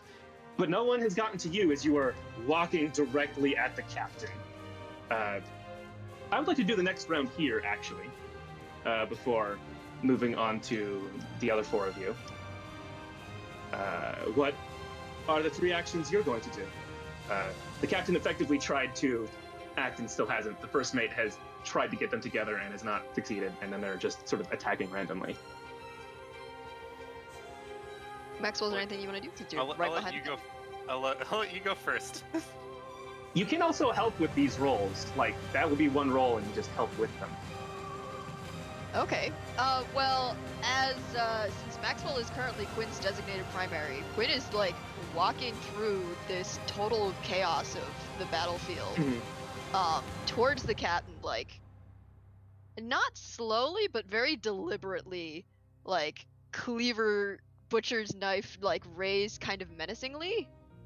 And if they can get there in time, they're just gonna straight up just attack the captain, assuming the captain is not surrendering. Yeah, Like, you can definitely get to him in 1 movement. Technically, you could do 2 movements at once because of your abilities, but with the 1 movement, you can definitely get to him. So I'm going to say you're going to have to roll to avoid some of the chaos around you. But you can re-roll the lowest die here. So. All right, we roll this, and then I roll the last one again. That is a 13 on the die plus whatever I will add to this. So I'm gonna Dex avoid, so 5. Yeah, so that's an 18 flat. Damn. Yep. Yeah. So you get to just sort of. Oh, did you re-roll the lowest already? I did.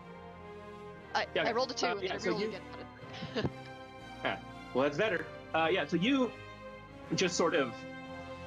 You're used to chaos. You've been trained to sort of mitigate chaos for someone that you're in charge of. So despite the limbs and magic and blades and bullets that are flying around, you just kind of step your way through this whole thing and get right up to the captain. And you two have 3 actions. He has been intimidated once if you want him to fully surrender, you're gonna have to basically succeed 2 more times. But he isn't moving, so what you can do? I am not for the fan of intimidating this guy. So I'm going to use Step from the Light to attack him. I assume he doesn't think I'm hostile. Well, if he, yeah, I'm gonna say that totally counts. Hello. Yeah. So that's the plan. So I'm just gonna make a kind of a strike at him with my hand to just kind of like knock him out. Karate Okay. chop type of, I don't know. But You Give me know, over almost Jesus. how like the a- martial art works for you. It could be a punch, it can be a chop. I'm not gonna might tell actually you. be like a poke type of like. That makes much sense to me. Oh, okay. Yeah, well, the rolls are coming in now. So I think for my attack, does my attack use my light step? Probably. Yeah, it'll be light step and probably dex to Okay. hit something. So that's 5, but I get another 3 because he doesn't notice me. So that's 8, and I have a Mhm. I rolled a 13, so that's 21 without adding any. 21? Yeah. Was 9 plus 10. And Also, if I miss, I can Yeah. re-roll a dice and get a better one, maybe. yeah, but because he doesn't know you're there, I'm gonna say normally he would know you're there. He would just assume you're friendly, but he's intimidated. He doesn't know you're there, so you can fully step from the light, get these bonuses, and it's just a flat roll because he was not prepared to defend against you at all. And yeah, you get him real good. He as he gets hit, does like start moving now, as he's still intimidated, but he isn't, I guess, stunned to say. He looks like he's already not feeling too good. So if you or Quinn want to do one more thing to this man, Take him out, Quinn. Take him out, Quinn. Do it. Every single one of us. It's just immediately like, okay, all right, well, we're gonna keep this. if you want to make it non-lethal, you can kick him or something. You know. I mean, it sounds like everybody's looking for some bloodshed here. So, My People poke was just first definitely come. not non-lethal, just by the way. Yeah, It's a hand strike, but it was lethal. yeah, these Yeah. people are slavers. Fuck them. I don't. What are we Yeah. talking about? Non-lethal here. All of these I think- people die. I think Quinn is going to actually like, with their other hand, pull out what looks like a really long needle. It's like a senbon, but like used for like acupuncture instead. And they're gonna stab them in the chest. They're gonna attempt to stab them in the chest cavity, like right under where the heart is. So it'll give them like about 7 seconds of, well, being alive. before Aliveness. the- Yeah. aliveness before it fills with blood, and they, yeah. Sorry if I'm a little too graphic description. go I'm for it. sorry. No, it's totally fine. I mean, I'm good. Except I rolled 3 1s, so maybe that's not so good. Oh no. Is that the reverse Alright, card? Now you have 7 seconds. 3 It's 1s not plus, bad. plus I'm actually not sure what I'm adding here. Dexterity. It would be and tactical defense and dex, so plus 5. But plus, well, actually that's plus 6, so that's a 9. There are also more twos pouring in. I could also add in 2 plus 2s to make that a comedic success. We'll take it. So we're gonna do that. Berta just gave you plus 6. Berta just spent 4,500 chat points on specifically you. You know Wait, what? do Carmen, they since you're stack like being I'll so- allow it, but like, Since you're I doing feel like you know what, at one time we should allow it in this case. oh my god, that's Okay. Maybe in special cases, but we need to talk about I'm gonna say it. normally you can only use one at a We should time. talk about it in but, general. Jesus. It has happened. We're gonna move with this. Yeah, you. I'm gonna say you either get him, but you are going to have to spend extra like AP as he's gonna try and attack you to like try and not get hit. You could choose not to spend it and then like get hit as he counterattacks, or you don't get him, but he is in a worse position for the next roll. Like the next roll will get extra bonuses. I'm gonna go ahead and spend that extra 3 AP, I think. Yeah, and it's not 3 because he's not that good at fighting. He's more of the captain than he is a fighter. So yeah, you come in to stab him, and you can see that he does draw his sword like at the last second, and you have to sort of spend points to like desperately dodge out of the way. But you like repose basically in a fencer's lunge and just get this whoop, right where you want it, and he is now both stunned and definitely going to die. And you have like one more action as the crew kind of pauses at this moment. Things get kind of quiet suddenly as the captain goes down. The first mate still sort of occupied with Danil and some of the other windrunners, and they all look to you guys. And what you gotta do? I'm down. Pack it up. I'm not repeating myself again. Surrender. Join us. Or die. Can I use a move here? Yeah. We'll I'd like to use the shenanigans move. I love that move. Ooh, yes, the Master all right, Spy. I'd like to declare an asset. I declare a spy asset, I guess. So yeah, this is a high-level ability where basically, just for everyone who doesn't know, he gets to say, hey, I have something prepared for this. Whether there's a spy amongst their ranks, he has some information that he wouldn't normally have, someone left like an object here for him within reason. So what asset do you want? The first mate. I knew it. I fucking called it. There's a reason. Oh, I knew it. Okay, so either you're gonna have to roll with subtlety if you want him to be someone like you paid to do, he's like an underling, or reputation. Yeah.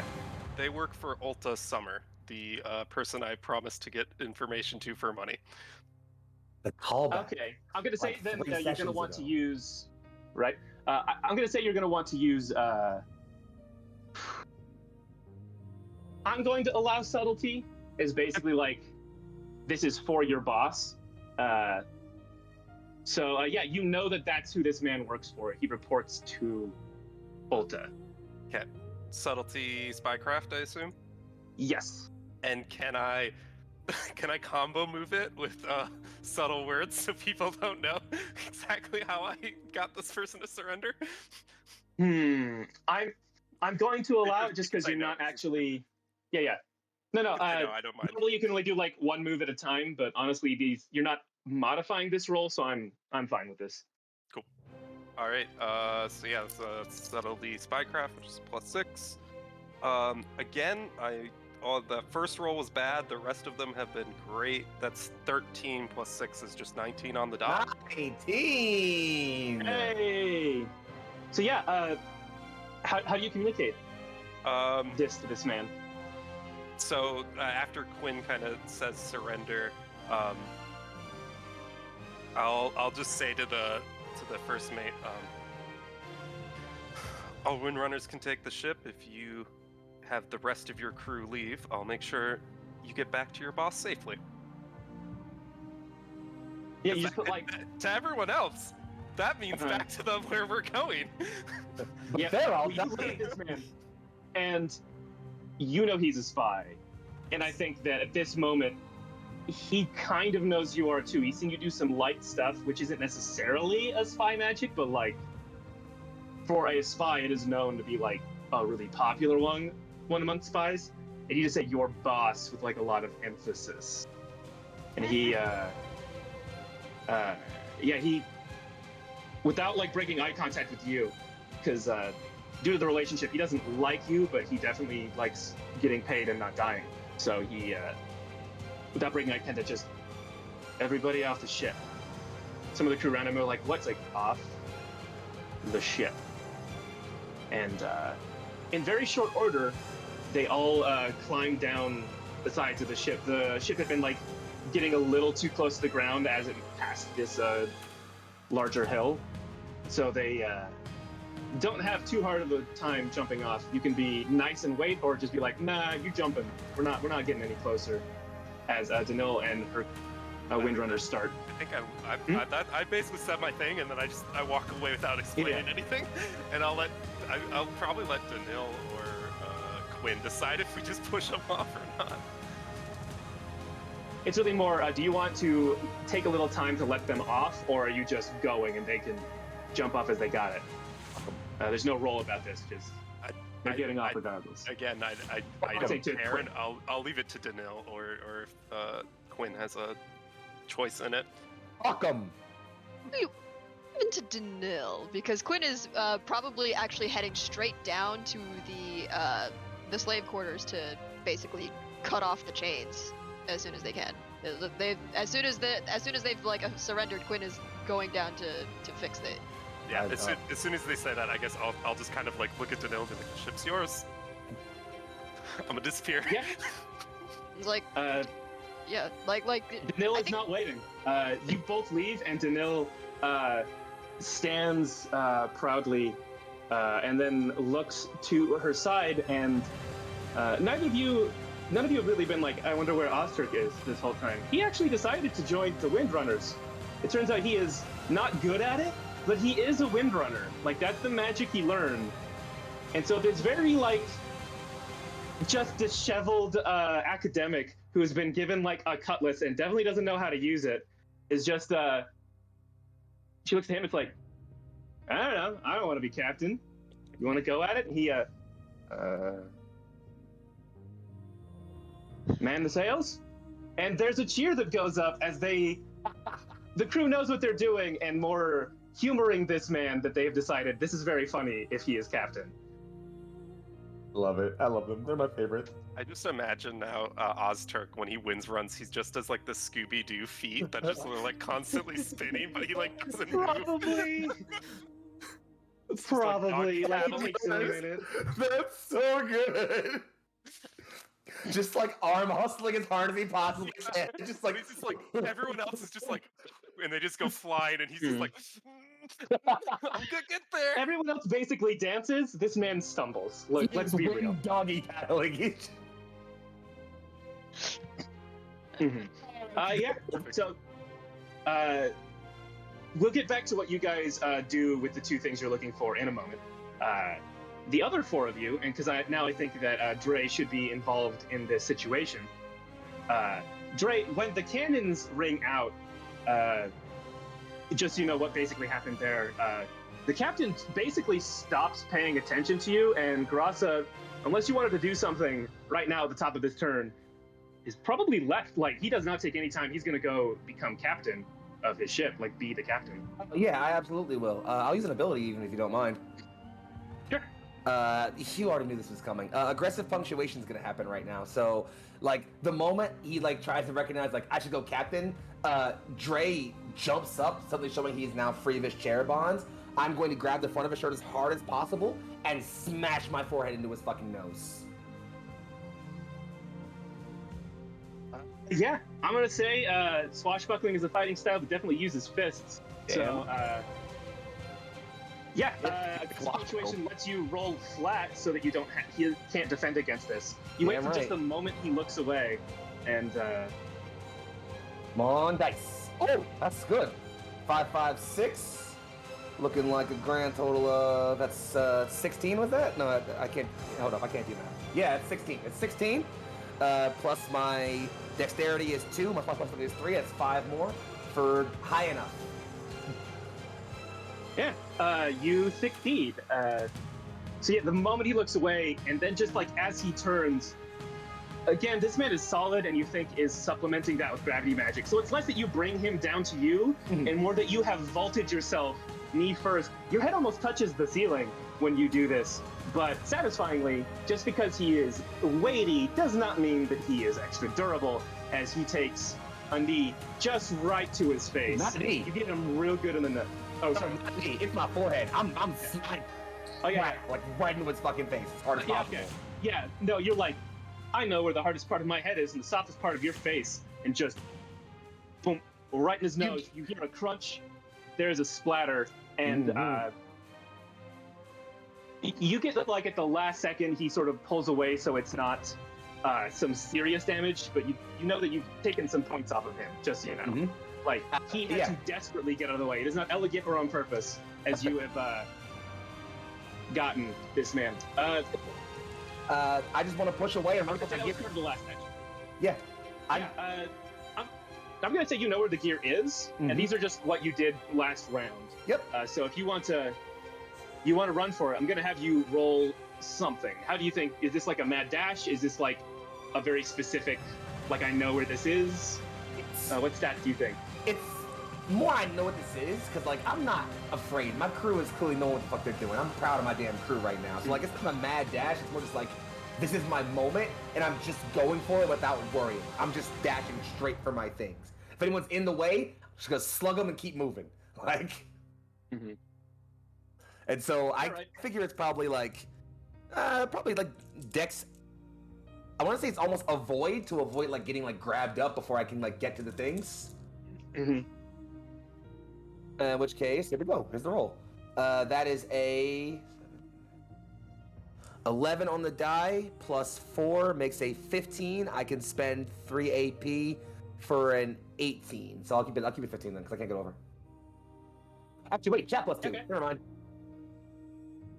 I've got 3 of those stored up, so I might as well burn one now. Yeah, and I'm gonna say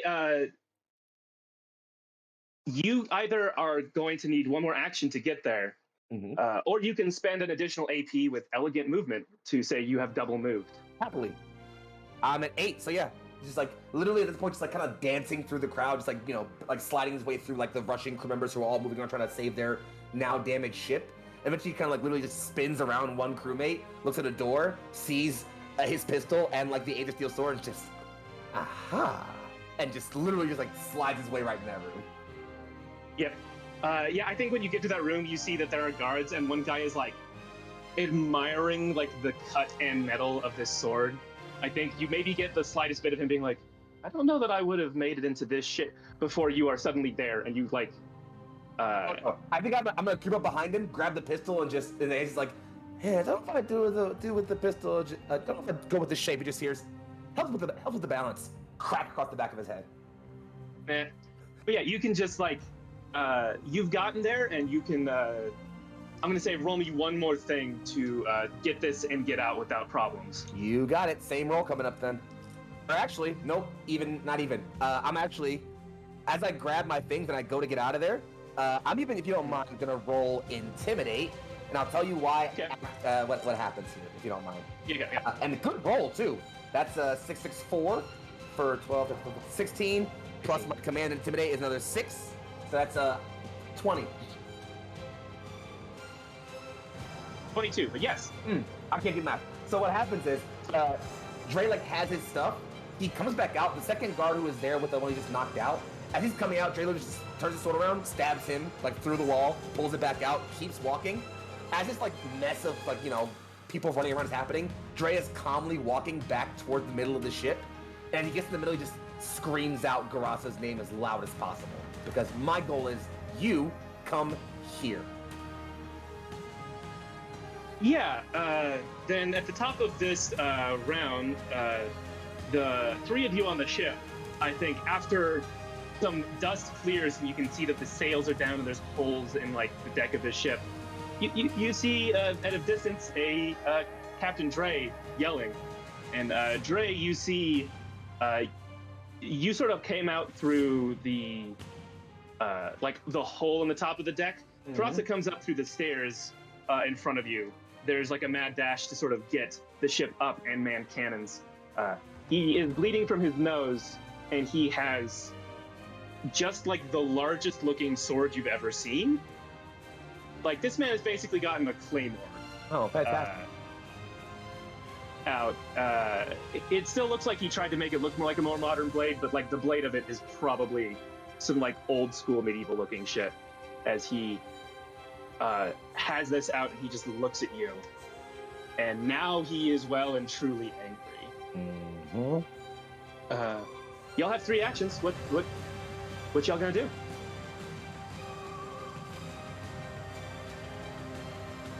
I mean, does the captain see that I'm holding kind of nothing?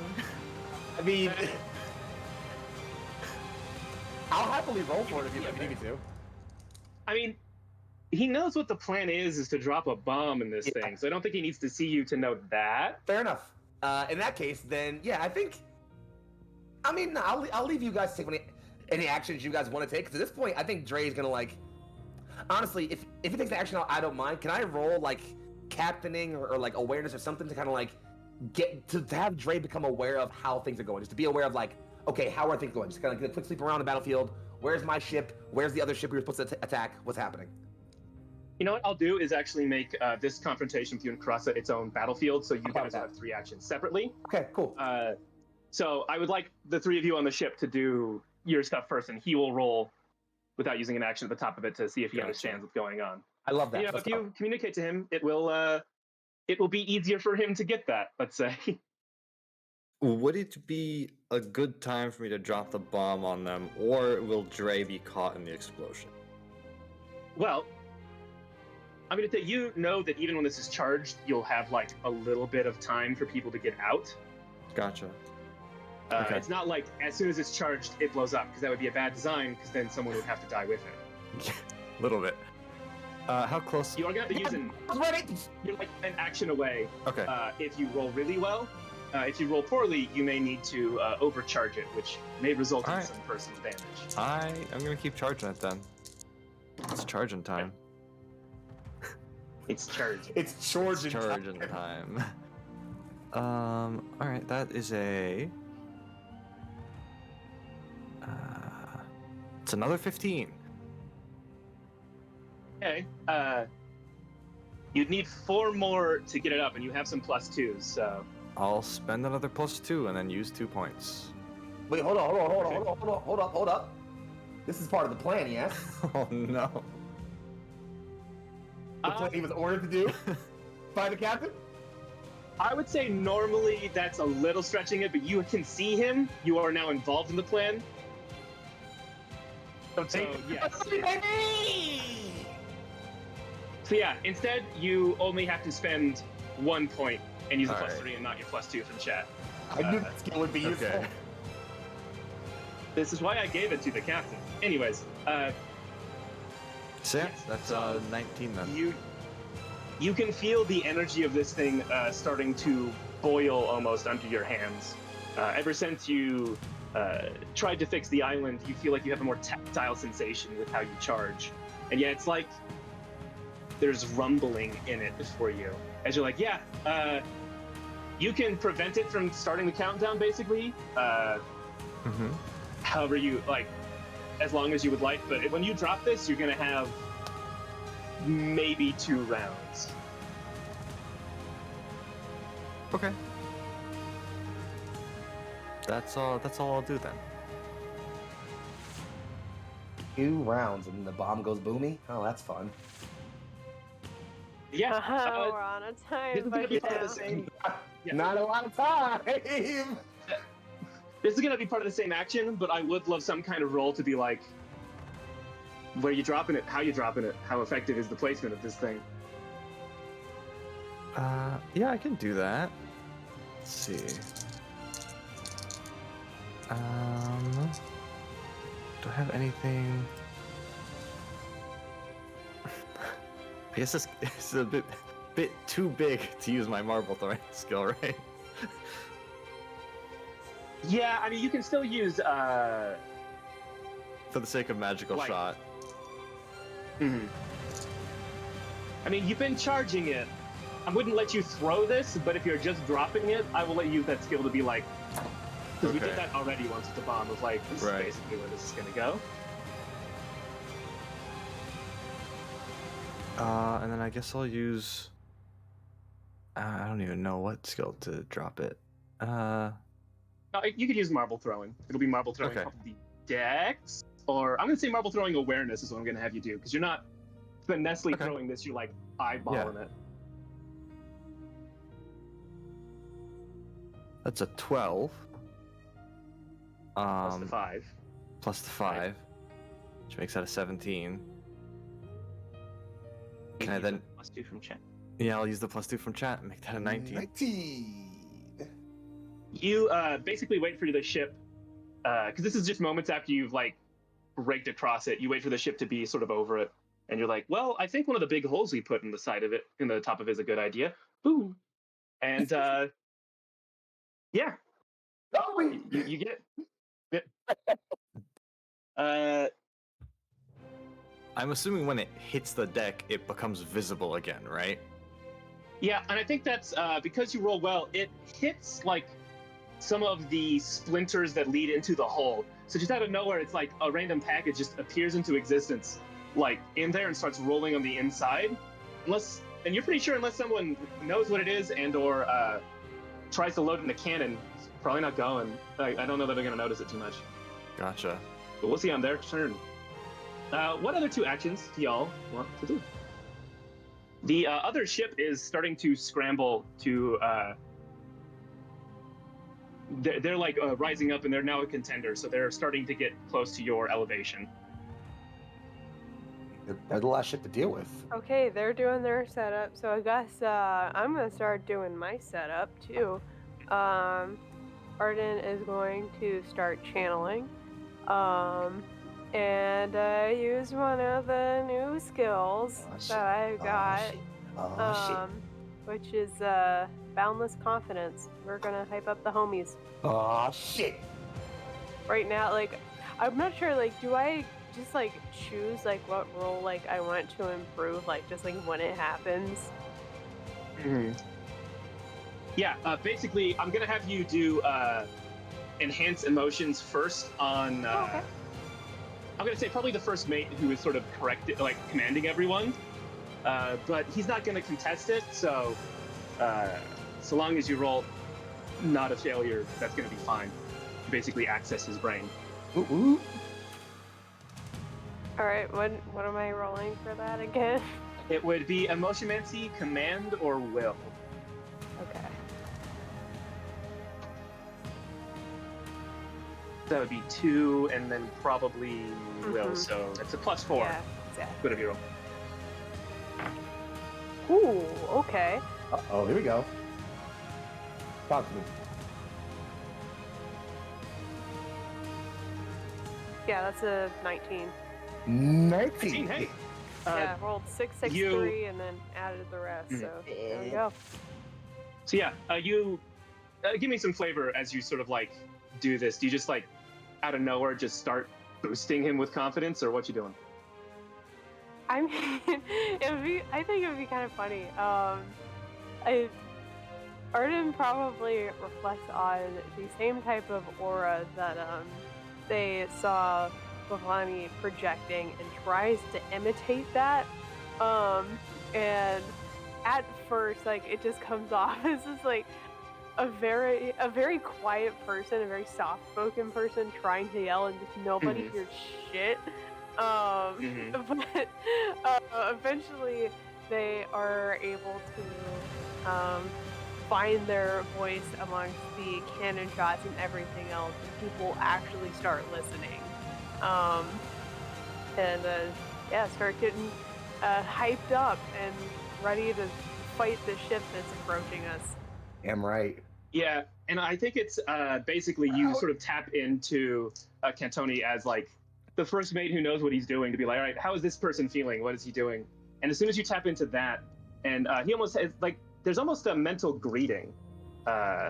You like feel him like respond to your emotionancy, and then you get the, I guess, calm confidence, and then he sort of pulls in some of this like manic energy of I don't know what I'm doing, and the two blend into something not unlike what you usually feel from Dre when he is commanding, a wild and boundless confidence that you don't know if it's something Cantoni does or if it's like an evolution of your abilities, but you feel it permeate the rest of the crew. And yeah. So that's, I'm still gonna say one roll to do both of those things, but this last one, you can pump up a whole lot. Y'all gonna shoot the other ship? No, we're gonna look at it. Well, I'm asking. So what I would love then is actually for Reese, for you to roll me something. You could use your mechanical knowledge if you're just like shooting the, if you're just like helping them man the cannons or just directing it, because you're the one who's basically deciding how much power is going to what system at any given time. And I'll take whatever stat you think works for that. Here. I feel like knowledge, but Knowledge. Yeah, knowledge is probably the best one to go with there. okay. Yeah, it'll be knowledge and then your mechanical skill. As I don't know, maybe you do the math of like, yep, this is the parabola this is going to go on, and this is how much power putting into the cannon. So here's hoping.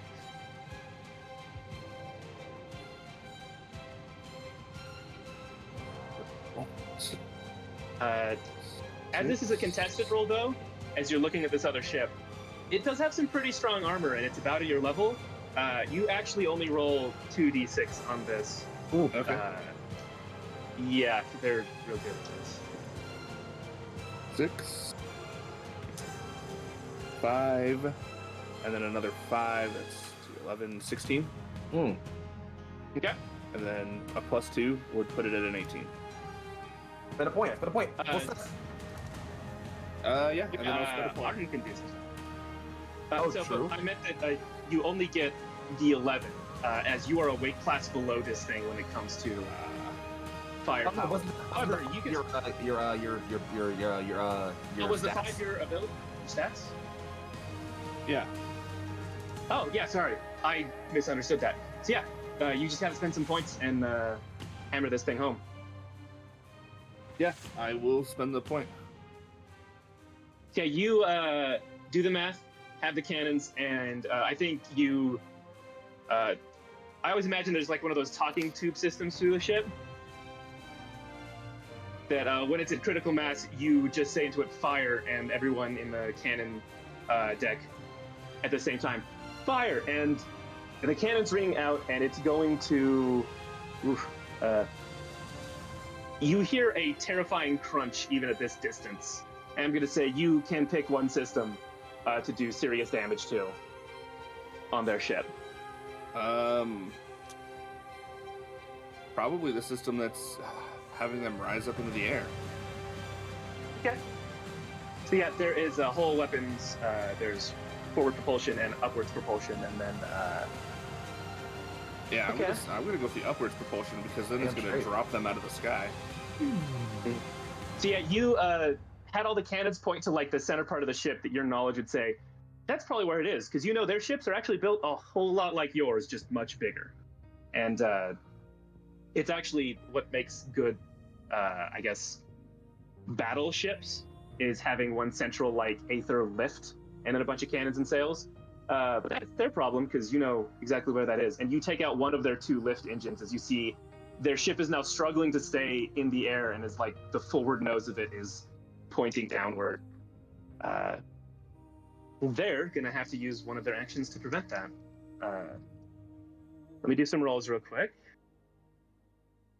Roll it up, boss. Like All a right, good pack. so- Roll it up. Yeah. So you see this other ship as it's moving and shuddering. It's trying to get into position, but now is much more slowed as all of its propulsion, other than wind, has to be put towards keeping it in the air. I think Reese, you'd especially notice there's a bunch of like mechanics, you assume, like shipwrights that are scrambling to the point of damage. You can see them through the hole in the side of the ship you punched. Sort of trying to work to keep their one of their lift engines from completely falling apart and getting it back up to speed. They're making some progress, but not a lot. You do see them prepare for a volley, and I would love one of you guys to, probably you, Reese, to roll me. They're the same. So yeah, roll me just the regular 3d6 plus 5.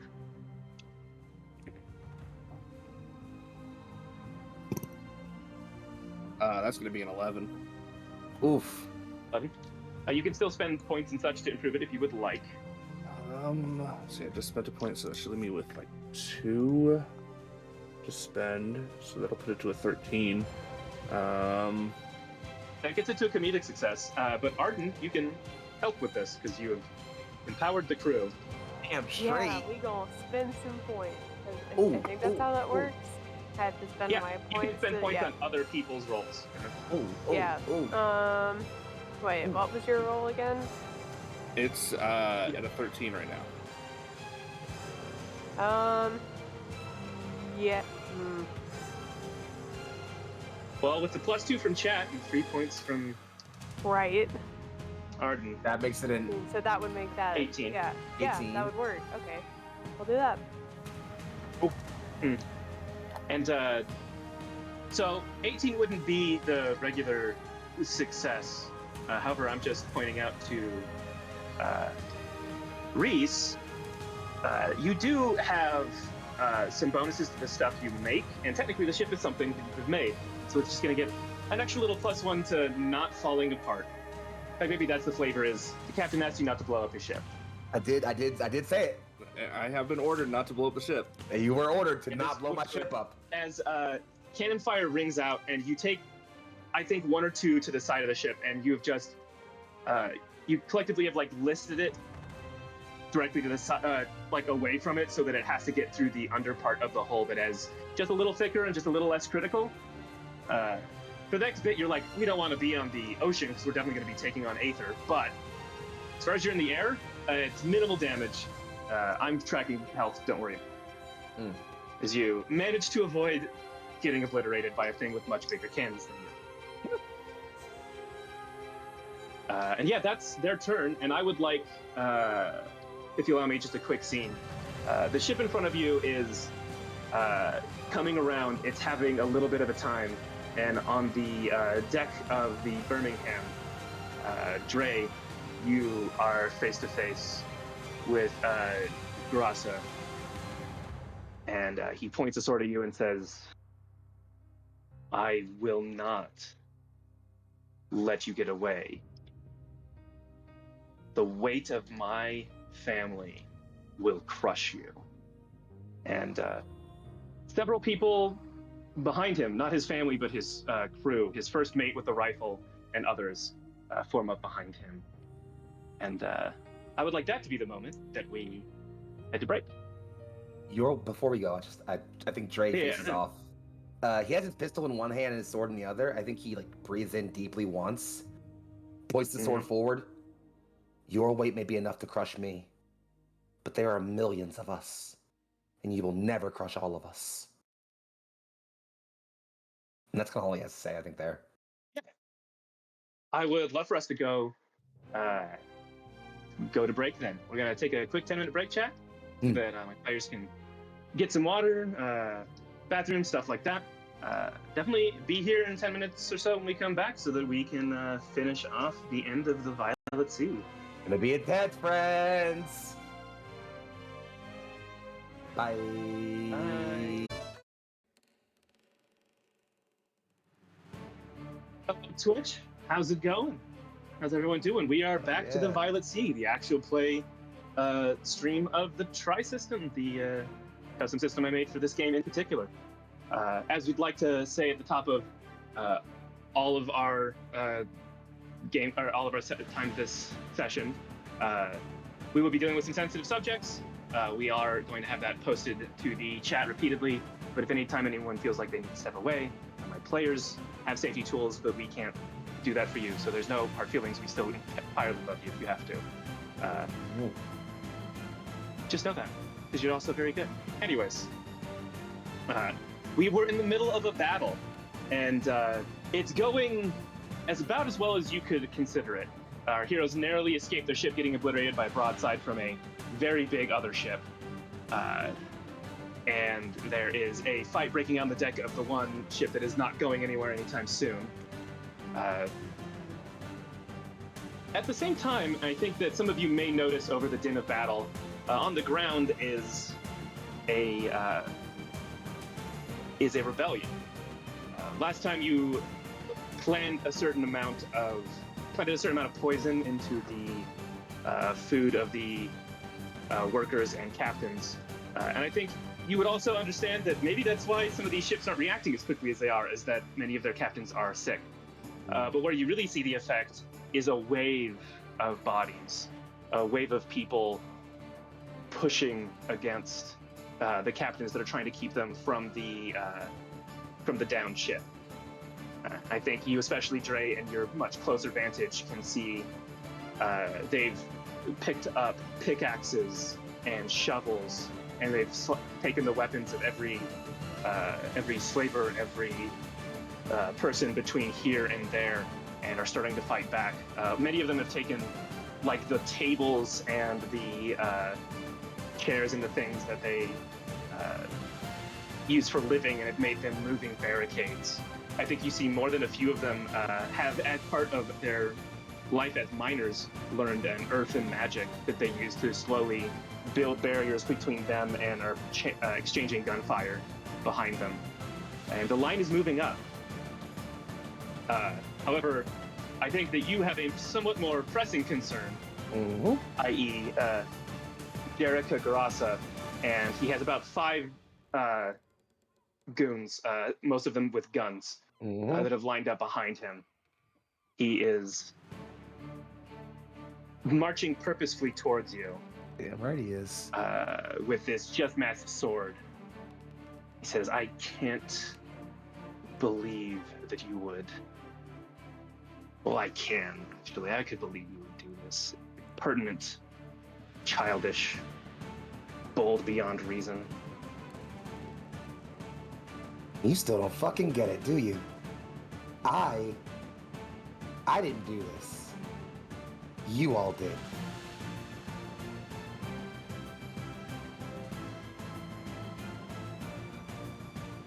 All of our inventory seems to be riled.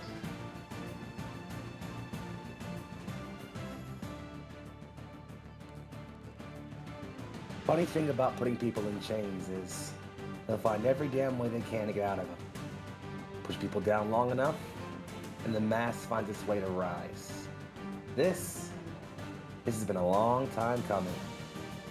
And this, he says, pointing his sword at him again, this is just personal. Now come on. You got anything else in that arsenal of yours, or are you gonna need allowing your friends here to put me down? 101. Let your fuck buddies watch.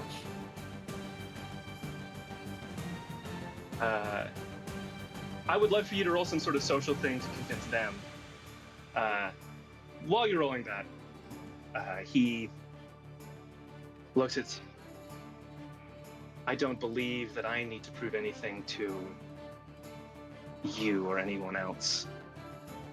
Especially not. And then, like, again, a lot of discuss on that. You. Well, But I want to see if you've convinced his teammates here. well, the 14 plus 6, do I? Let's see. Okay, so the first mate, who maybe is become more afraid, impressed, hard to say. He's had more time to deal with you at this point. He just sort of looked between the captain and you hear just low under his voice. Captain, you don't need us, right? There's a rebellion going on. And you think you've gotten to him a bit as Garasa looks at you and them, and what I would like is a contested roll. You've gotten into him, and Garasa's going to say, effectively, you will stay here and watch, but you might be able to convince them otherwise. I mean, I don't no, I want them to stay and watch. Are you kidding me? I love an audience. Well, you know, he means you're going to stay and shoot him when I tell you to. I mean, no. And that's what I want to do, then fine, but he's going to try and command them to do that if you want to stop that. You want them to back off. I don't want them to back off. I want them to stay right here. Mm-hmm. Okay, so maybe that's the flavor. If you want to roll like some command to be like, yeah, stay and watch me win or something like that. That's let's see. It's 12 on the die. Command intimidate again makes it a +6. So that's 18. I'll throw square point at it for 19. What I'm gonna say is maybe this is command demand, and you can use either 2 points or the +2 from chat. Then I'll use my +2 from chat. Yeah, it's like you're not scaring them now. You're like, no, you're gonna do this because I say so. Mm-hmm. And then yeah, what's the flavor? Yeah. Yeah, I think as he says, like, you'll stay and you watch, he's like, there says, Pipe says, just like, yeah, watch your vaunted captain put down a slave rebellion again. Unless he can. Unless this is the one that finally gets him. Yeah, I think that's an excellent point to say, dramatic moment over, combat back in. The way this is going to work is that the 5 of you who are on ships, we're going to say that the other ship, you are going to roll to see if you can make it in range. You're basically 2 zones away, but you're in ship level combat. Any of you who are close enough, if you want to help on the personal combat level, you can. You just have to let me know once you are done if that's what you plan to do instead. And so, what I would like first is Quinn and Arden, or sorry, Maxwell. Quinn and Maxwell, if you wanna roll me something to see if you can get this ship to go as fast as possible. Sure. I got an idea. Okay. I'll let you decide how I roll it. So this is the ship that isn't an ambi turner. So I'd like to plot us a course that doesn't involve turning right. Remembering that we can, and that helps us get there faster because it helps us not get there slower, I guess. I don't know. That's entirely fair. I bet. Well, it's not a skill that you actually have, but you're allowed to kind of fake it with spycraft of a kind of history deal. Sure. No, you do have a historian, it would be. Yeah, I do have lore, so I do know some of it, but Lore! Yeah. I could also, So if I I think- fail, I'll just make it up. Yeah. No, so what I like the idea of, and hear me out, you start plotting this course, and you do have Ozturk, an actual historian here. And so if you want to roll me lore subtlety to basically lead him to giving you the answer as if you provided the answer, some real Timon and Pumbaa shit. I like that. Okay. Okay, not bad. 11 plus 6 is gonna be a 17. I can throw 2 points in, make it a full success. You all right? Then you don't plot out a map or anything. You just start talking about kind of vaguely turn radius of the ship in the most effective way, and you just lead Ozturk to providing the actual placements of The sails curves of quickest and descent. yeah, exactly. And you see, you do see some of the crew who definitely know how ships work, even if they're not historians. Look at this, and you think that 1 or 2 of them are like, "You finessed the hell out of this man," but none of them say it because they're too busy doing exactly what you just said. And so you start turning around as fast as possible using a left way sort of motion to do it. It's this upward spiral trying to get the absolute maximum amount of lift and forward momentum at the same time that you have gotten someone else to calculate. I also think that you see Danil leading the other windrunners as they start basically having to fly across the deck of this because there's less of them than there were normally crew. They are doing their most. I would say we're gonna make this part of the same role, but Quinn, if you, what are you doing as you have gotten and you've just freed a lot of the? There's actually not a lot of slaves in the whole of this. There's a lot of, I guess, material, but there are some people that were, I guess, working in the lower decks of this ship that you can very much inform that they are free, and you clear out the last of the crew that you're like, nope, you're getting off. But how would you like to help with this movement? I think for the movement specifically, I think Quinn is going to actually ask any of the currently freed slaves if they know any wind running and can assist in generating perhaps some more wind to push the ship a little bit faster. Okay. So this is something that you're not going to necessarily be very good at, but I love the idea of you rolling a, I guess, command and negotiate roll. Sure. Quinn is not Only a good at this. +2. Yeah. Well, that's a 12 on the dice plus command negotiate is a +2. So that's 14. 14. That's a comedic success. Okay. Yes. Yeah. So you have brought the few slaves that were working on the ship to the deck, and you see former Danil and slaves. her Windrunner. Yeah, former slaves. On the deck, and they're you see the Windrunners flying about, and you ask if you would like trade a little more speed. There's a moment of hesitation. They're like, "Is this someone we trust?" But when they see like Danil and these other former slaves sort of deferring to you isn't the right word, but like respecting you and interacting with you, when several of them pipe up, it's like they wouldn't let us learn that, but we do know how a ship works, and you have more crew to sort of lighten that load, as they have worked on the ship for most of their lives. And so yeah, I think between those two, you guys managed to enter combat right about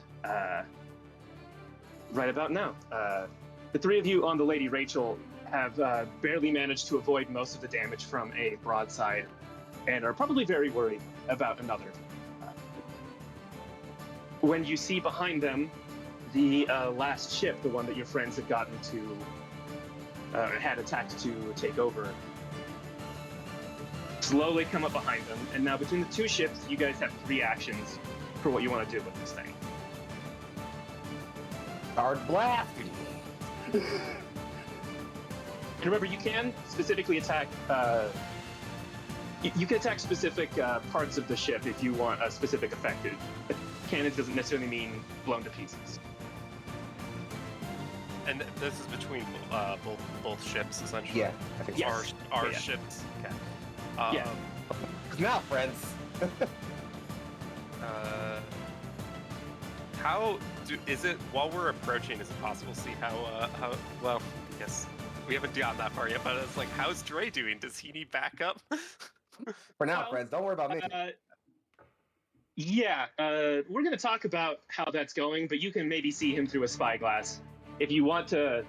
I see that he's Enter in a his combat? 1v1 with some people behind him at the very least, right? Yeah, What you can would definitely that- tell that there's a cleared space on the deck of this ship, on the Birmingham, and there is a much bigger dude facing off against Dre, and like 5 people with guns looking at him. Is about all you got so far. And the other ship that shot the Lady Rachel was the Decadence, is that correct? Yes, the Decadence is listing pretty hard, but most of her cannons are still functional, unfortunately. Probably between Ozturk and Quinn, I think Maxwell's just going to suggest that we deal with the cannons on that ship. Like, because we want that ship to be alive, but If we it's not can, for we can. us, it's for Yeah. other people to get off, right? So Yeah. cannons gone is all good, because we got this one with cannons. All right. Yeah. If you guys, this ship has a +3 to cannons and gets to use all 3 dice against the other ship of its side. So, y'all can roll me whatever stat that you want to say is how you, I guess, internalize the process of aiming cannons, and I'm going to let you have some pretty wide range of that. I'm going to say not a social skill. I'm not going to let you use subtlety. I'm going to say my... do you need both of us to participate, or my skill to No. participate was to suggest it. I don't think Max is gonna man the cannon, so I don't think I have a role to make on it. But if Quinn does, or if you want to get a Windrunner or Ozturk to make a roll, that's I mean, where I Ozturk feel like is I'm at. participating, but I do want one of the players to roll to get stuff done. I think is the best way to handle that. Okay. I mean, Quinn is the cook, so they don't really know that well how to Do cannons. do cannons. But they're a deft hand, and they're pretty good at least hand-eye coordination.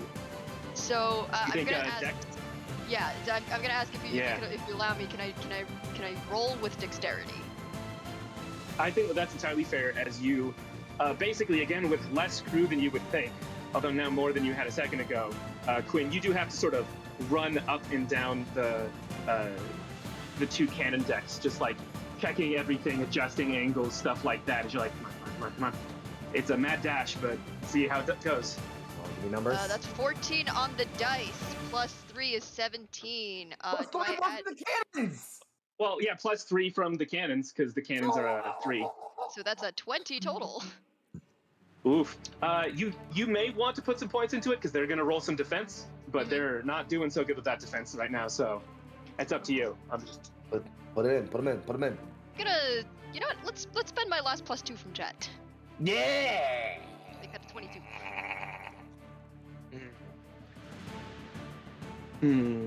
Yeah, you fire at this listing ship, and you think for a moment that you're extremely grateful that it happens to be listing and have less maneuverability. Otherwise, it would have won, actually. It got a 23, but it has minus to not getting hurt right now. So it's kind of a meet to beat situation as your cannons slam into the side of it.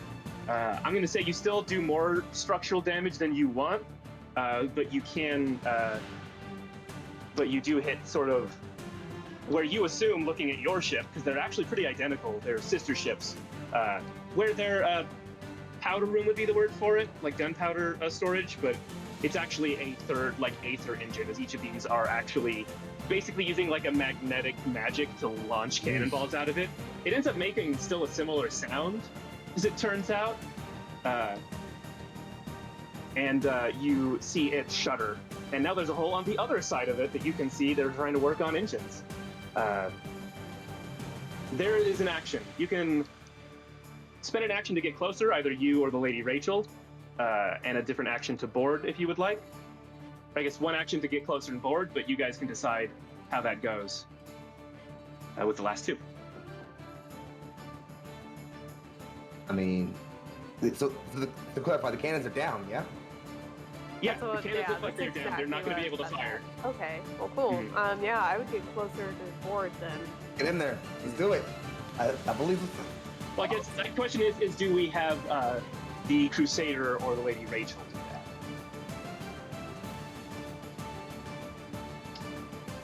I mean, How close is the downship, the Decadence to the Birmingham?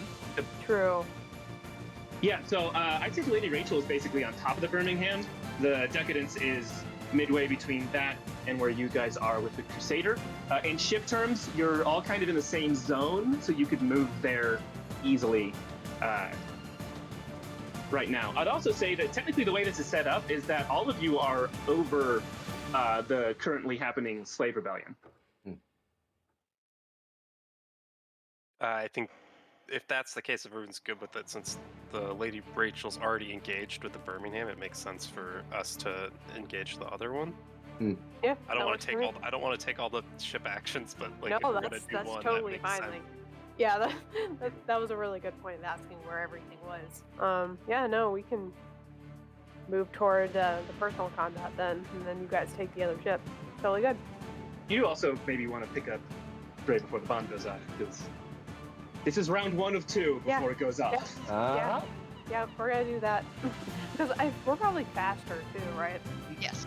Yeah. The Lady Rachel is Yeah, much by faster. like a lot. Okay. When it comes to maneuvering, they are going to roll 1 die to your 3. Ooh. Like, it's Oh, basically yeah, impossible for you alright, guys to so, get yeah. outmaneuver them. yeah, for no, them not this is what we're gonna do. Outmaneuver them. So, Yeah, no, you picked the Lead fast captain. ship. That's the bit. Temporary captain. So yeah, what I'd like to know then is for the Crusader, you guys can very easily like come up against it, and you can see that the crew still have guns, like handguns or rifles, which they point at you, but like that's not going to do anything to a ship. So what you guys do? Was getting close to action, or is boarding the action? No, you get to move for free. Okay. Boarding would be an action if that's what you want to do, or if you have some other solution. going back-to-back board ships? I think I'm we gonna just say- board. I don't know if there's like I don't know if I have an action that I. Well, I'm gonna say if you would like some advice, Okay. I might roll to see if your other two, if the other two people there, at least the two named characters there, have some advice. If that's what you'd like to do, if you don't have an idea. I have an idea of what I want to do, but it's more of a reaction, so I don't It's want to use. I don't want to No, use the okay. action. Okay. Well, So- yeah, like not as an action, you can like talk about it, but I'll not as an action if you want advice from someone else. I'll see if they got it. Let's see. I mean, Okay. the runners are good at boarding, so just get Yeah. everyone boarding again. That's Go- what I'm thinking. Go for round 2. Take a ship. Yeah. Let's see. This is the community success. So, I'm gonna say that as you approach, Ostrich doesn't have a solution for this, but he's looking downward like the whole time, and well, Mr. Maxwell, we don't have a lot more people on the ship. I don't know that we can crew 2, but and he's looking down. There's a lot of potential crew down there. Where's the ballasts? Let's drop the Like, you ship don't want to down. knock this thing out of the sky, but yeah. I mean, uh, not to break it, but just to like have Yeah, it yeah. go down so that they can get it to go, right? Mm-hmm. We can Yeah. tow this thing. Like, do we have like those kinds of like long ropes on like hooks that we can just like use to drag the ship down? You could. They're definitely going to try and prevent that. You could also, I think, you could try and just command them to lower the ship. I'm about to because say, you have just all the threaten guns if they don't. Yeah, just threaten them. They have literally no cannons, and there's 2 ships bearing down them right now. Threaten them. Make them back down. I can give that a go. Actually, hold on. I would like If you don't mind, I hate to flavor this that way. This is bullshit going. I think Arden should do this. You have the emotomancy. Put the fucking fear of God in them. I mean, it's gonna potentially take, like, that's the thing, like, can I do more things? Like, I've already, committed to this action. That's, like, I don't know how this combat really works. It's very fluid, so I'm is kinda just fluid. generally confused. Well, like, what is it that you'd like to... What is it that you're, like, trying to do? Like, you're going to use... I don't enhance know, it wasn't emotions? an action that I chose, so I'm like, Yeah. I'm gonna say what I'd like is for Quinn to roll intimidation, but I'm gonna let Arden, if you want to enhance their fear, to just add I points to mean, Quinn's I roll. just I'll let took you your help skill for with that. Mhm. Oh, okay. Well, that's if someone tries to attack me, so never mind. The condition is me. Yeah. That. But it's just enhance emotion. I'm just gonna let you Sure. sort of play fast and loose with that, and you can help with this action. So Quinn, you can roll +4 and then plus Arden's emotionancy. Yeah. All right, so +4 from my command intimidate plus emotionmancy.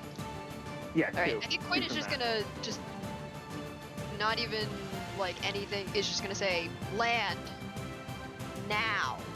Simple as best. You're the one with the guns. Simple as.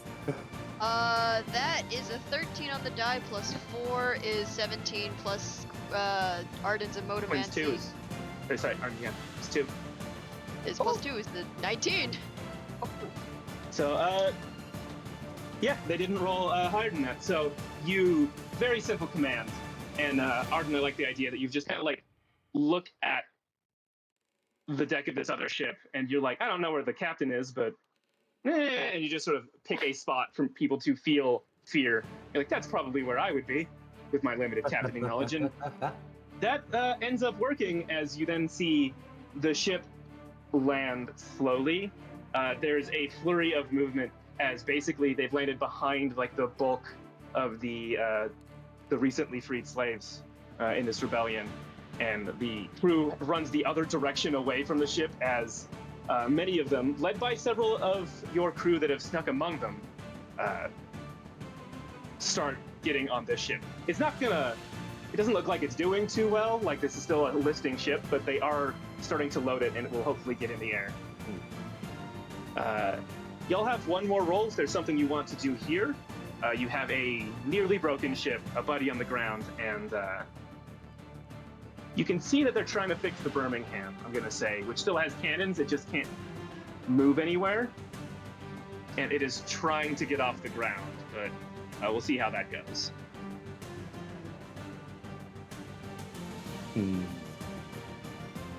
Any thoughts on left action, friends? What are y'all thinking? I was going to say you So can you can have. also save this action if you want to help. I guess I mean, Foxy in the middle of his. I'm about to say I don't want to like dictate to y'all. 'Cause I'm not obviously there, but I had a thought out of character, which was like, Reese, you could blare some notes, you know, inspire the rebellion, you know, do a rally, little rallying cry, you know, get the troops inspired. You mean some shit like that? Reese has been blaring notes. Reese has been playing, you know, Storm of the Valkyries and all that fun Yeah, shit. So. fuck yeah. Definitely every time you get a little too low or a little too high, the notes get a little funky because you've taken part of this apart, but you know. It makes it sound even better. Like jazz. Again, not to suggest stuff to my players, but you do have a nearly broken ship, so Reese, if you wanted to try and go over and fix that thing. I mean, I can I combine Quick Fix with my surprise shaping? Is that something that can work out? I would say technically yes, but like surprise shaping is a reaction to like avoid getting hurt. You still have a whole action, so you don't need to combine those two. Okay. I mean, with everything I've got, yeah, I will just. I mean, I can FMA it from where I'm at, knowing the damage to the ship, and just kind of like throw my hands down onto the wood of the ship, and just work to channel to try and repair some of that damage. Yeah. Yeah, I think that then the Lady Rachel, as this thing is being boarded, Lady Rachel just flies pretty close to it, so you can quickly jump on this other ship, which means you'll effectively be the one rolling for it. You're not like the captain of it, you don't think, but you are the mechanic that knows what they're doing as you jump in it, and I would love to see some rolls with Quick Fix. All right. 5, 6, 11, 14. And then I'll throw in my MP. Cool This is fucking one where you image, can by the also way. spend AP to. That's just a cool fucking image of Reese just like Superman jumping off the fucking Lady Rachel down to the deck, slamming both hands down, like the ship just like rippling with like magic. That's really fucking cool. I'm sorry, I just saw that in my head. I was like, oh wait, that's I fucking. wanted to see the roll first.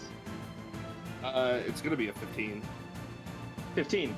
Did you also spend AP? Because you can spend AP on this move. Yeah, I used my AP to get to that 15. Yeah. Okay, I'll Yeah, add some to that. Mm-hmm. So I'll 3 go more ahead and, is yep. 15. And I want to say one of the +2s from chats that I'm definitely keeping track of. Yet, don't worry. What am I? I got one left.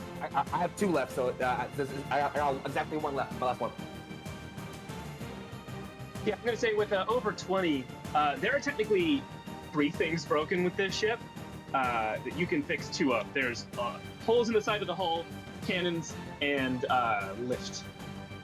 I'm gonna go for holes and cannons. Okay, so yeah, this thing is, because yeah, it's not sinking, it's just not gonna lift very well. And so you have a ship basically barely on the ground, and you know that as the continent starts sinking, which should be soon, honestly, it's not going to like go too far. It might not be an airship for the next bit, but it'll still be a ship as you fix the side of the hull and you sort of reach into the ship mentally as you land. This sort of hand slam, you've pulled just splinters and materials from the ground around you in this massive scale. It takes all of your concentration to thin the hull out, patch it up, and the base engine for the cannons. If you didn't know how Aether Glass works, if you hadn't recently been studying it, you don't know that you'd be able to do this, but you stitch the glass together with your magic. As the cannons hum back to life. Hell yeah. It's going to take some shenanigans on the next round if you want to shoot at the Birmingham, because it is technically higher than you. But that's for the next round. Anyways, speaking of the Birmingham, Dre, you're pretty sure as you see these other, like his first mate and these other lieutenants, I guess, behind him, that unless he does some more to try and convince them to fire, like he's gonna have to convince them to fire, as they're kind of looking kind of squirrely. Maybe it's fear of you, maybe it's fear of the fact that these 3 other ships are sort of around, but they're starting to consider if they shouldn't cut their losses. However, Jerica, is not. Mhm. Now, we're going to go back to like 1v1 rules. So what I would like to see is some classic how many actions are you doing, and what is your, I guess, dex and awareness is 4? Okay. Uh-huh. I'll remember that, just so. Right now, how many actions do you want to do? All 3? Just 2? I'm gonna go with. You know what? I want to clean that nice and fast. I'm going with all 3. Okay. You see Jerica step forward. He seems like just outside of melee range, but he just slashes his sword upward.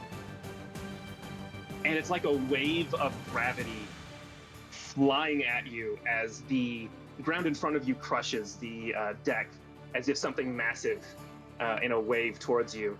And you're gonna have to roll me some kind of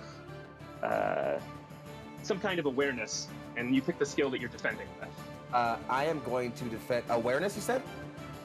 This is gonna have this invisible attack. Mm-hmm. I'll use notice to see if I can notice it. So here comes the roll. At +4 would be 5, but I'm -1 because of my wound. So that's a 10 on the die plus 4. So it's 14. I'll blow. I can't get above 18 anyway.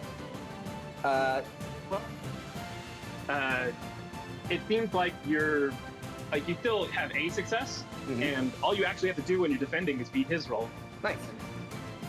You don't know if he also has a concussion because you barely have to like skip out of the way as he rolled kind of low in this line of gravity. He seems upset by that, and he does take what seems like some kind of defensive stance as his second action as you get all 3 of yours now.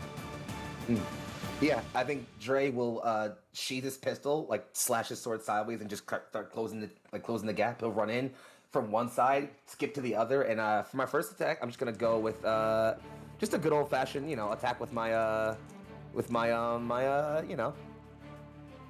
I'm gonna go with my old fashioned swashbuckling attack. Here comes an attack. It's gonna be dexterity plus swashbuckling. Here comes dice plus 5. That is a 11 on the die, so 16 total. I will spend 3 AP, all 3.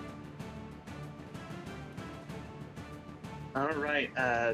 You were pretty sure you have the jump on this man, and what was the total? Sorry, it was 16, 17, 18, 19 total. 19. Yeah. You can see that his form is not especially good. Despite having a big sword, he doesn't look like he's actually that good of a swordsman. It's as you come in and you slash, it's like hitting stone, as you realize that prepared action was like reinforcing himself for one attack. So you hit, but he's effectively, I guess, used MP to pre-prepare damage absorption. However, you can use the old 1-2. I sure will. Yeah, I think as Drake comes around with a spin, like the sword clashes against his neck, and he's like, what the hell? And from his whole side with the other hand, just draws the pistol and crack shoots into his hip, kind of into his side basically. So all you have to do is re-roll the Same lowest die on what you did previously. Oh, cool. Then, so yeah, my fault. I got you. So yeah, that was an 11. I'll re-roll my lowest die for a +3 on that one. So that brings the roll itself up 3 more. So it goes from 19 to 21, 23. Yeah. So as you slash down and it does nothing, you feel the hit after it lands that he flexes again, like he's suddenly no longer stone, and that's the moment where you give him a good one to the chest. As you land, you see him stagger backwards, and he looks down, and you see that the bullet has impacted into him, and he's in fact taken an injury, but only one, as you have burned through the rest of his points. So you have 2 more actions. I'm honestly just gonna come at him again in this case, but in this point, I'm gonna come at him again with a second attack. In this case, I'm gonna use, so here's another attack. I'm actually gonna go ahead and, so that's a 6, 4, 10, 13 on the die, plus my 5 makes that a 18. I'm gonna use my Brash's Brass ability to say that Dre is capitalizing on like I don't think he planned on Drake coming at him this voraciously. So trying to like capitalize on like Drake showing how little he cares about his own safety right now, and how he just wants this person dead. So like literally just like immediately lands, doesn't wait, pivots on his heel, comes right back at him with the sword again. And so that, I'm gonna spend my social credit for that one instead of my action points to make that a what's that 18 21. Yeah, so I think the flavor of this, because technically that move's supposed to be like, hey, if you're supposed to look out for something or like prepare something, you don't have to and you get no negatives. You see that he had one action that he's going to use as a reaction, or at least you would see, except you didn't care. And so as he was about to try and like squish you into the ground with a gravitational reaction, you get there first. And you manage to fully and finally score like into the side of his chest. I think there's this moment of him just kind of, I don't know, growling at you. The matter? All that weight slowing you down? You must know I am nothing in the face of the IITC. My family will bury you. Your family is nothing in the face of change. And you got one more action, and this man doesn't look like he's got many more points to do. Mm-hmm. Honestly, that headbutt at the beginning probably saved you a lot, because he had to use a bunch of points to not get hurt from that. Anyway. All right, yeah, I'm gonna go for I guess one more attack at him. Here we go. Nice. Oof, that's a really good roll. 5, 5, 6. Mm-hmm. So that's 16 plus 5 again. I cannot roll higher than a 4 on this man's dice the whole time. You must understand, he's supposed to be a good swordsman, and he's just not doing so good. There's Captain Dre good. Sorry. But anyways, how you gonna finish this, man? Yeah, I think, he kind of, like, Dre kind of, like, lands. As he, like, Dre's back to him, Garasa, like, comes to, like, a downward swing with the sword. Dre, without turning around, just closes his eyes, breathes, and as the sword comes down, Dre just full pivot spins, comes around and has, like, his like, the sword out sideways in a swipe, is looking Garasa directly in his eyes, and just kind of, like, as Garasa falls into, like, his, like, into him, Dre will lean his head up and just kiss him. And then pull, and the head comes with him. Damn. Yeah, I think that it's like this big swing that as you struck, like the sword clatters to the ground. And all the captains are watching, and I would like to say the ship level combat is over. You guys on the ship can just say you have moved into zone. At least, I'm going to say those on the Lady Rachel, the other two there. You have moved. You can move into zone and to interact now with the rest of this scene. Quinn as well on the Quinn and Maxwell on the Crusader. You can have moved into range. Dre, you have won this fight, and now there are 5 muskets or 5 rifles pointed at you. Sorry, they're beyond muskets. And there's a lot of other crew who are still kind of scrambling. I think if you don't mind.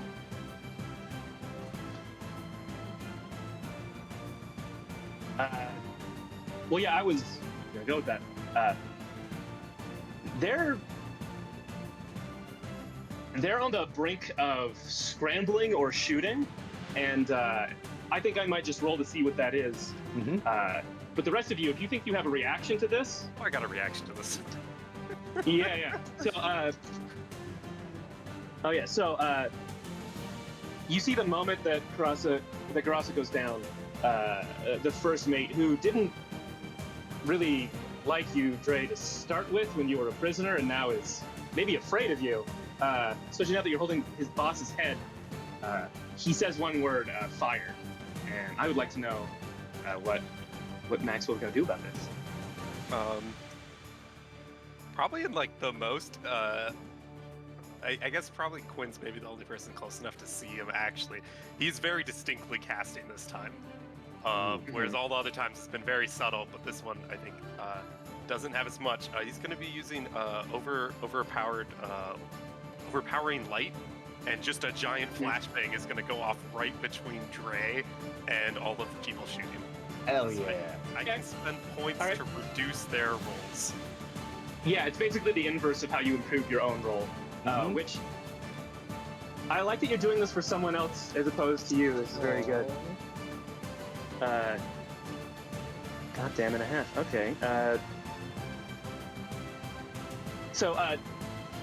Dre, you can try and spend points to avoid this using Dex Avoid. Like, you have to roll that. Mm-hmm. If you have any points left, you can use it to. I will. I got some AP left. Here it comes. Is this multiple rolls or a single roll? It's We're gonna multiple. make this a single roll. Okay. This is a single roll. We're gonna say it's a single roll. Triple one.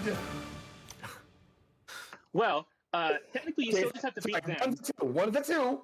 It's 1, 1, 2. I got to spend my so with my AP. That makes it a 7. I got a 7. Yeah. If you want to add the +2 from chat, I would suggest doing that, and I want to know Max how many points you putting into this thing to. Well, it says I can go up to 3. I also have a +2. Am I close Can I enough use the to add +2 as three? a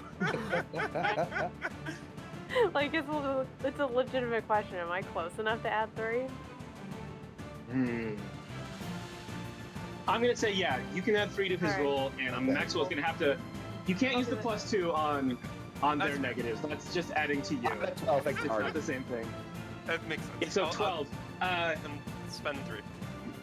Yeah. So it's this quick moment, and yeah, Dre. There's just a moment where you feel like I'm not gonna get out of the way, and from nowhere, we all know it's from Arden, but Dre, from nowhere, you feel like no, I got this, and basically have to throw yourself at the ground to not get hit by 5 different rifle rounds.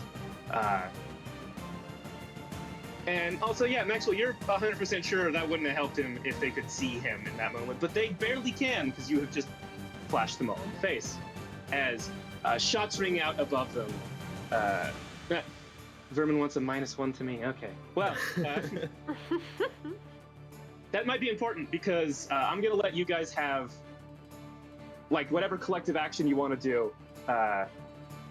Bomb's about to go off, and you got a captain on the ground. Sure is. Run! Wait, actually, I think would be really cool. Quinn, do you have a bodyguard thing? I do. I'm designating Dre as my new primary, and I'm going to run off the ship, like just Wait, like at, like. After this, before as you're, I love what's happening. You can definitely still do this as you're running because I love the idea of this. I think Dre like gets up and he's like, okay, I dodged the bullets. Like he gets up, like okay, I'm fine. It gets up. I think as you're running, you can see a bit of red blossom on the middle of his shirt. And he's flipped up to the edge. And he's like listing over and falls off. Quinn, do the thing. It's falling right now. I would love to get some acrobatics rolls from you, Quinn. Please don't miss. I think Quinn is gonna just turn over to Danil and be like, "Boost me!" and Quinn's just gonna jump off the side of the ship. All right. I'll give you a +3. Danil is good at the wind help. All right, we'll see how this goes. All right, that's 2 5s and a 3, 13 plus 3 from my dexterity, and we're doing. No, that was a bar. Yeah, it was. Keep going. 2 5 to the 3 plus 3 has 13 plus dexterity. I was a jump. Is 16 plus am I adding acrobatics to this or athletics? Yeah, it would be either of the ones, whichever one you would like. Let's do We're just gonna athletics. flavor it based on that. Okay. Yeah. And so that's plus 5, so that's 18 plus Danil's 3 is a 21. Bonnie, Yeah, I was gonna say this is kind of like a zone passage you could normally move, but using expeditious motion, you in fact can get there as you just leap, just a running jump, and even with the help of Danil, you actually land on the side of the Birmingham, grab the rigging, and I think grab Dre as he falls off the edge. And now you can also, roll me again to see if you can get out of there. I think the other side has Lady Rachel, the other side of the ship from where you are. use the rigging. So Use the rope. All right. there's no way you're getting back to the Crusader though from where you're at. You'd have to yeah. you So I would think need a big leap. I think Quinn is going to use the momentum of one, like, latching onto the rigging and two, catching Dre to Right. basically swing their way over towards the Lady Rachel, Wow. and we'll see how that So, goes. it's same roll. Dre is here and maybe can help you with some captaining bullshit as well.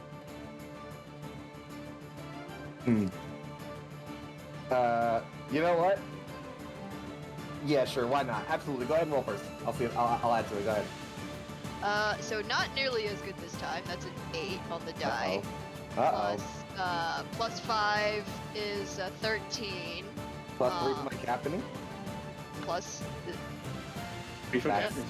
That's Yeah, that's- 16. that's 16 plus wait, so 8 plus 5 is 13 plus, yeah, plus 3 is 16. I'm gonna blow another 3 AP to get that up to 19. We got it. Yeah. And I think the way Yeah, I that think you you- is like, as you kind of catch Dre and like start to swing, he just looks up and like you can see he's definitely semi-conscious and kind of delirious. He's just like, I think I'm in love with you. Gwen's like, all right, Brad, I think you need to. We're gonna get some alcohol and medicine in you. Don't worry about. So you grab him, swing. You land back on the deck of the Birmingham and just sprint across towards the Lady Rachel.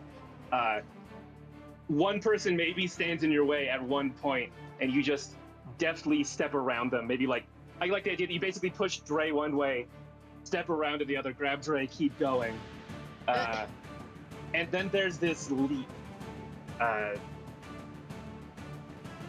Those on the Lady Rachel, I think, Arden, without even having to say your crew drops altitude just a little bit to give them that little extra amount of hang time so they can make it, as the two of them still end up kind of impacting on the side of the ship.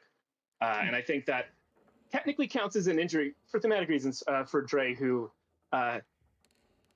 now has a major injury and is basically semi-conscious, as he Yep. said, mechanically speaking, as he bumps his shit against the side of the ship. And I think that Arden, you and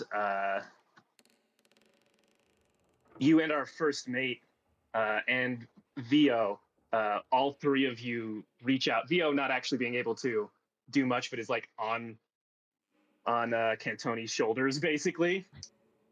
Three of you reach out and grab the both of them and start hauling as the Lady Rachel has to sprint away.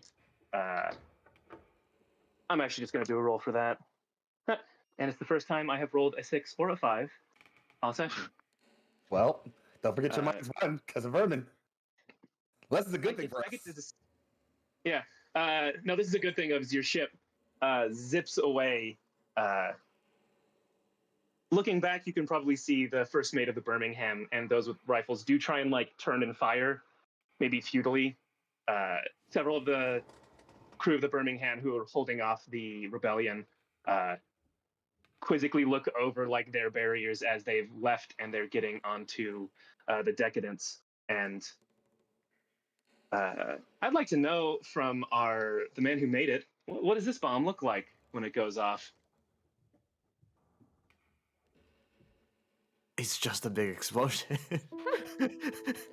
I mean, Yeah, but tell us I- about the colors. Is it a mushroom cloud? Like, I what mean, no, because color? my focus on building this bomb was to build the biggest bomb possible to try to essentially destroy as much of the ship as possible. So it's just no elegance, no flair. It's just a giant bomb.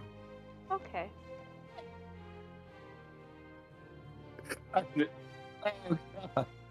It can boom. Now we're gonna kill. So yeah, It can boom. I had to get that quiz. Well, what's this bomb look like? It's just a giant explosion.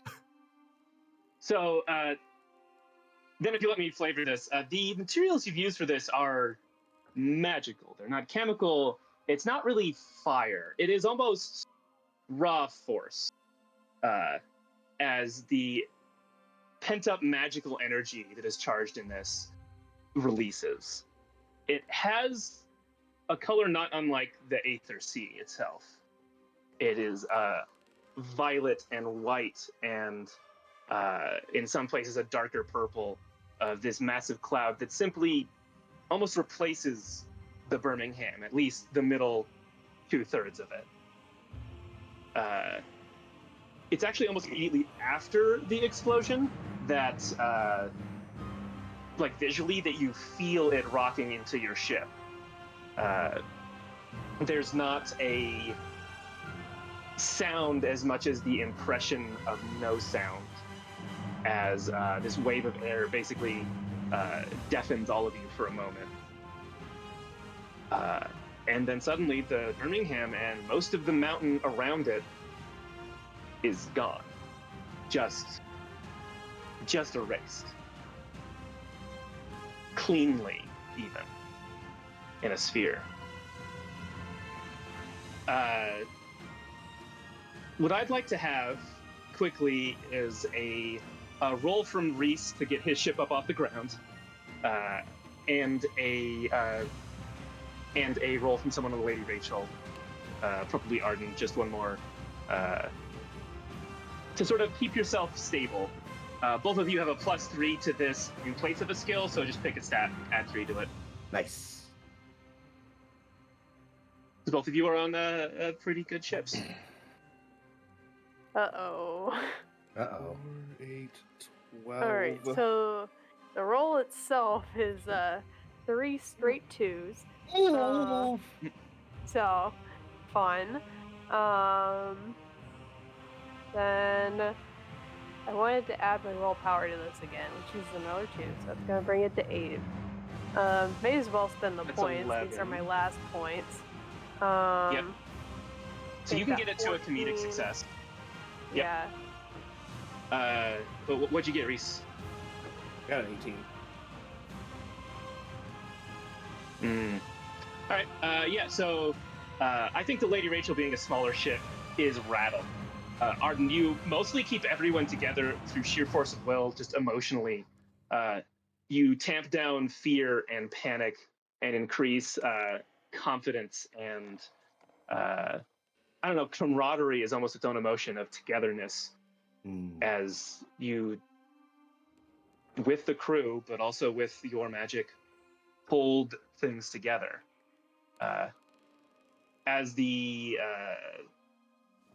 I guess the shock leaves and the ship evens out, you see that Quinn, almost without thinking, you grabbed VO, because Cantoni fell off the edge and got tangled in the rigging, is now hanging by his ankles. He's fine, he just definitely fell off, and you just sort of, like that dad reflex where dad doesn't even seem to like notice, it just whoop, grab child. Aww. Reese, you have to almost like, through force of will, you manage to do another quick fix. Don't worry about spending points. Just will the decadence into the air. Just push it.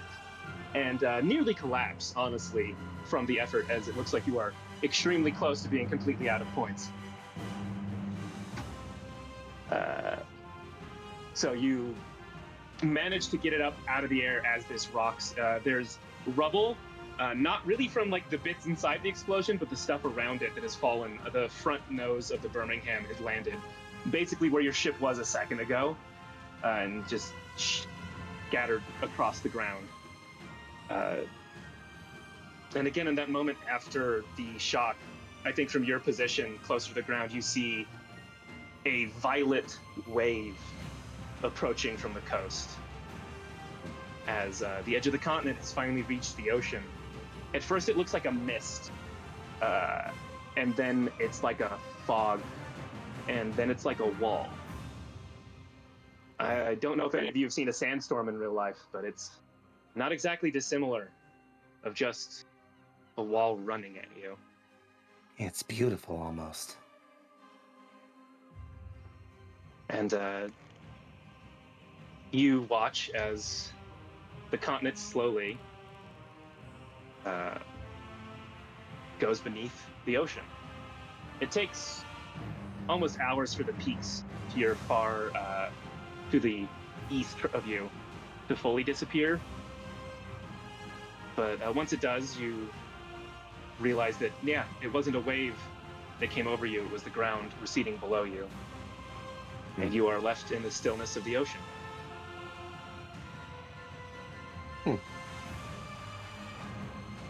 So, it's done then? We got everybody out? Slap a quick patch onto that bullet hole in Dre's chest and just go. Son of a god, that hurts! It definitely stings because it is full of, disinfectant. Oh, jeez. And the like adhesive like pulls at your skin a bit. You're like, ah. Yep. Yeah, no, I'm conscious. Hi, everybody. Oh, I would boy. say also for flavor, you have to like give him some anesthetic or just alcohol, like to sort of deal with some of the anesthetic, to sort of deal with the pain of his head as he does still have a concussion. Mm-hmm. Yep. Yeah. No, like it's like a small bottle of like what looks. When you like flick out the cork, you can just smell alcohol. Like probably enough to burn the lining of your stomach, but like not quite. You know, you wouldn't have a concussion if you would just let me get rid of those squishy human bits. I'm just saying.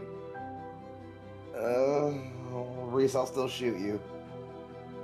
I think, the first mate pipes in. He's like, yeah, but I remember one time that you knocked a gear out of the side of your head, and then you just like couldn't turn your head left. It just kind of clicked like a bad watch.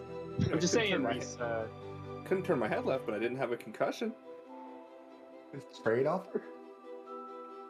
I think Dre will kind of like lean himself against the mast, like where he usually kind of like stands at, except he kind of like slumps down and is sitting on it and just like, all right then, gather around.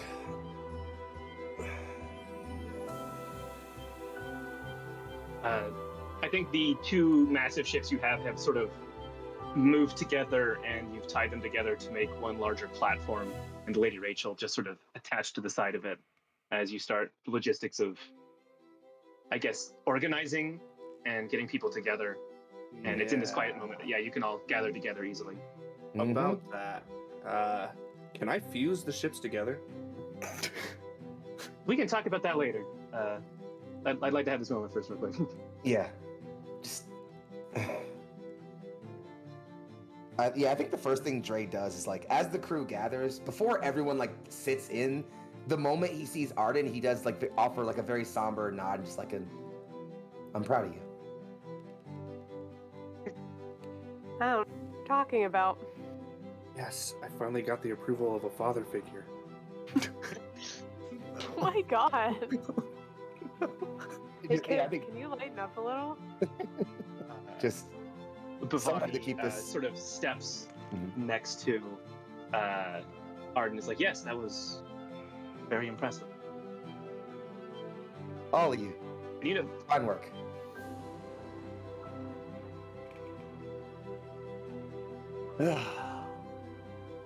It's weird. I feel like we've been on the run so long, it's hard to not check over my shoulder. What do we do now?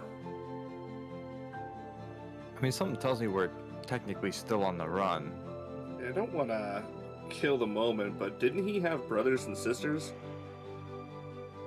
Yeah, guess you got a point there, huh? And isn't there still the whole ITC thing going on? All right, guys, listen, the concussion got to be a little bit harder than it was supposed to, okay? Go easy on me. That's Officer fair. might step in. It's like, well, as far as your crew goes, and even us academics, if we scatter this knowledge to all the corners of the Storm Islands and plan it right, I think that they're going to be too busy to care much about the 7 of us. VO tugs at his sleeve. The 8 of us. Yeah, Pat on the head. that's a better thought. Rather than just sending the information out, let's plan a location. We're already at war now, friends. This is just stage 1. A war needs a fleet. We got 3 fine ships, but we're gonna need plenty more. Thankfully, we got the right people to build them. Looking over at Oliver and Reese. So send out the information on building things, but also tell them where to meet us. We'll get a fleet built. Can they meet us at the moon? There's logistically there's some small islands very close to the center of the storm, but like no one really makes it to the moon. It's pretty strong winds near where it's touching down, basically, and even that is the top of the storm, which is pretty high. I mean, Also, we just Reese- successfully did this. I would think that we could set up a base of operations there, which would make it very difficult for our enemies to get us. Reese, On the moon. I'm not going to the moon. I'm too old for that shit. Come on, Evans, live a little. Look at what we've accomplished. We healed an island core. We could go to the moon. What's on the moon? There was some stuff. It's another thing. Don't worry. Yeah, We're just doing some research. it's Okay. It's research something that related. we're looking into. Okay. All right. That's fine. More importantly, we got ships to organize. Madame Bhavani, the Crusader's a fine ship. I think I can leave command of her to you, yeah? She's taken it back. Well, not that I don't still own the Lady Rachel, but if, Well, yeah, but if you keep staring around here, I'm gonna marry you, so... an excellent point. I will see if any of the new crewmates would be willing to have me. She'll be walking off to help organize them, as there's still a whole lot of people who, until recently, have not been given that many choices. And I think, yeah, from there, Dre will look over at the other ship, the Decadence, and then looks up at Arden and the rest of the crew, just... Pretty ship. Awful name, though. We gotta pick something else. We could just make it part of the Lady Rachel and just expand her out. Nah. I like my girl nice as the way she is. Sleek, smooth, and uncatchable.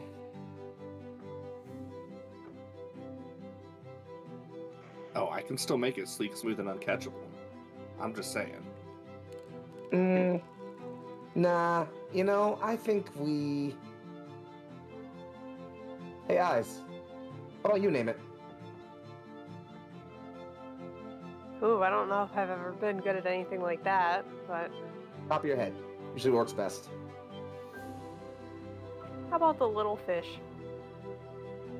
I like it. You like it? I like it. Good. It's your ship now. You mean it? Do I lie? Do I bluff? Do I bullshit? I'm not gonna Tony, answer that one, but I have a feeling. All the time. I mean it. You've earned it. You're a fine captain. Appreciate it. I learn from the best. Damn right.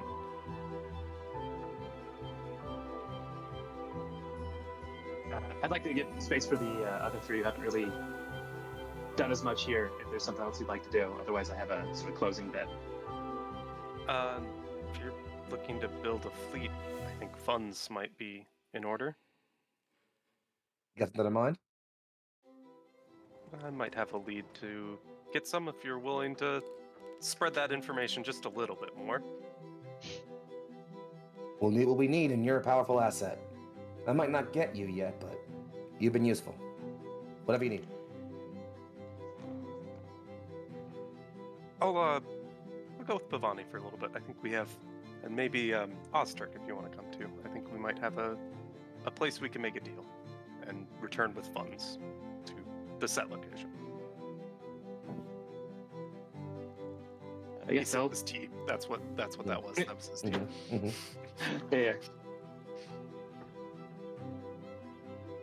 Anything else? I don't want to cut anyone off. And Quinn is probably I still think it's, patching. He's probably just still patching people up, and the captain too. So. So yeah, I think, and then sort of the scene is the camera zooming out. We see these three ships tied together, and many people working together, supporting each other, finding friends and family amongst the group. There's a lot of injuries that need to be fixed, and a lot of I guess, relationships that need to be reformed. And as all of this is coming together, Denali the Windrunner like steals a mandolin from first mate Cantoni. He like makes a gesture like really, but she's already gone. She gathers a few other instruments, hands them to some of the other wind runners and now freed people amongst them, and they start playing a song. And it's lilting, much like Denali and the Windrunners. It is light and flowing, and similar to the dance that you have seen them do. While it can be fierce and it can be powerful, even if it's the same steps, Denali and many of the Windrunners start dancing it in a way that seems joyful, and for the first time in a long time, possibly unburdened. I imagine Dre joining in despite definitely being a little injured. No, I think Dre stands up and is looking at the rest of them with his crew still around him, is looking at this happening and just kind of quietly says, Elysians. That's what we'll be called now. Not slaves anymore. Until each of us is dead, no one is a slave ever again. Yeah, Osterk is standing next to you and he says, that's, I think, a good name. We can't really go back to the names of our people from before, but it'll be a new one. He looks like he's going to say something else, but Danil actually moves past you and like grabs Osterk by the wrist and pulls him into the dance, which he is like doing poorly, and she's like trying to help him get it. He can move like the same distances, but often stumbles on the landing as he's just not used to such precise movements. Drink it to it. Seems like... yeah, and she, I think you would all realize if you hadn't really before, she kind of likes the professor. Oh. Like she has fun teasing him and teaching a man who knows more than her about most things, the most basic of things, like how to loosen up and how to dance. And I think that's where I would like to leave this session, this game. Oof. Oof, I'm not gonna lie. Oof, that was a ride. That was a ride. Well done, sir. Masterwork. Masterful storytelling. But we'll definitely talk about it at the end, afterwards, like when stream is done. But just real quick, how my players feeling? How y'all doing? Top tier. Be good. Thank you. It was also thanks to you guys. Also, chat's doing really good. I'm glad you all were here for this. Hi, friends. For chat and for my players, I've said it before, but yeah, this has been the Violet Sea, the actual play of a custom system, the Tri-System, that I made and modified specifically for this game. And more so than most other games, this story happened because of my players. They told me the kind of character they wanted to do, and I tried to give them the tools and the world and the mechanics that would fit it. I've had a really fun time doing this as a more collaborative story than normal, even. So I would love to, let's say in reverse order, so starting with purple and then up and then left. Tell the people who you are, who you played, and where we can find you. Hello, I'm Purple Phil. I played Maxwell Tuttle, if that is his real name. No longer just a ship historian. There is clearly more to him. I won't deny it anymore. But I won't say what. I have my integrity. For season 2. Campaign might be over, and it might be clear to people who watch. But I actually have 2 things to pitch this time. Not next Monday, but the Monday after. I'll be over on TVK Roleplay in a play of Generational. We're going to be setting up a new world for a new campaign called Dirt, which is going to be GM'd by the Oser X Franco. It's going to be a good, fun time. And then the Monday after that, on June 13th, I will be having my show, The Iron GM. We're in our last semifinal before, the end. So big old tournament of GMs kind of competing to make one-shots. And it's a lot of fun. They get secret ingredients, and it's going to be good. It's going to be Ashen Rabbit versus Luca Lock. It'll be a good, fun one. And then after that, the next one is a month away from that. We're going to be having our consolation round where we get 3 GMs versus 3 GMs. Losers and it's going to bracket. be Losers so bracket. crazy. Losers bracket.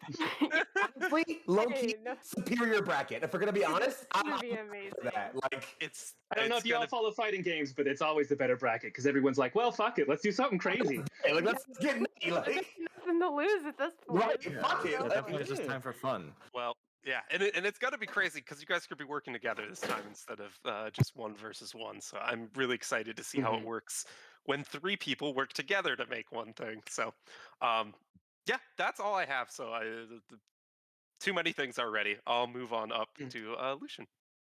Hi, I'm Lucian. I've played our marble singing material scientist, Dr. Oliver Evans.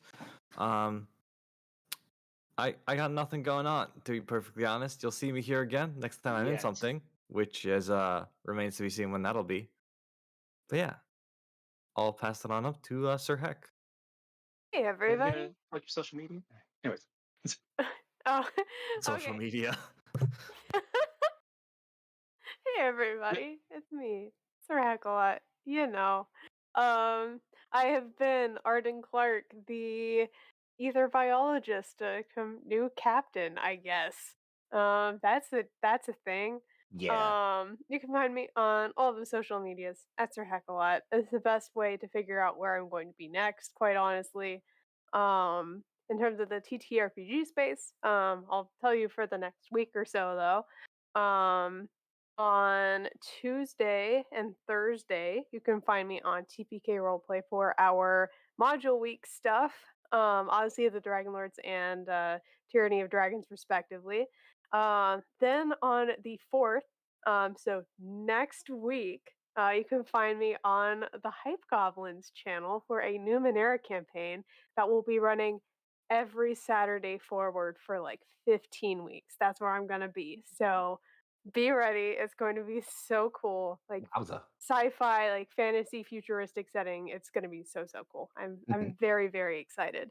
Then on the 5th is the next Coven game over at TPK. We're playing Alchemistresses in preparation for the Kickstarter that's going live for that on June 15th. So be ready for that. Very excited. Then on the 7th, you can find me on Lost Caravan RPG playing in a 5e one shot. There's probably a bunch of stuff moving forward from that, but this is just the overview. I would also like to shout out 2 bundles that are either going on or about to be going on. The TTRPG bundle on itch for reproductive rights is still going on, has raised so much already, but we can still raise more, so go support that bundle. Line go up. By Roll for Romance. And then going live pretty soon, once we get all of the creators together, is the bundle for Buffalo. Go support it. Line up. Submissions are probably closed already, but be ready to support that bundle and shout it out from the rooftops because it's going to be big. Other than that, I think that's it. So moving on over to Fail. Hey everybody, I'm Phil Prime. I played Reese, mad scientist, transhumanist, I don't know, cyborg. Probably not gonna find me on much. I haven't done too much lately. But if you do keep your eyes out, I do have something in the works. Let's just say Singularity is on the way, and we will be moving forward with some very Mighty Morphin role play, as I'll leave the hints at. We're gonna And talk. I will pass it on up. All right. Well, I guess that's me, Michelle. I played Quinn Archer, our chef, medic, bodyguard. You can not find me on social media because I don't social media. But where Imagine you can finding combat down on social media. Not happening. No, that's Yeah. that not a thing, not a thing. But I think the next place you'll find me is not here in a while, but we're opening up submissions for new players to our A Blade's Will campaign, my rotating two sides of the war conflict. As a sneak peek, you guys are going to be in the Summons Forest next, so look forward to it. Let me know.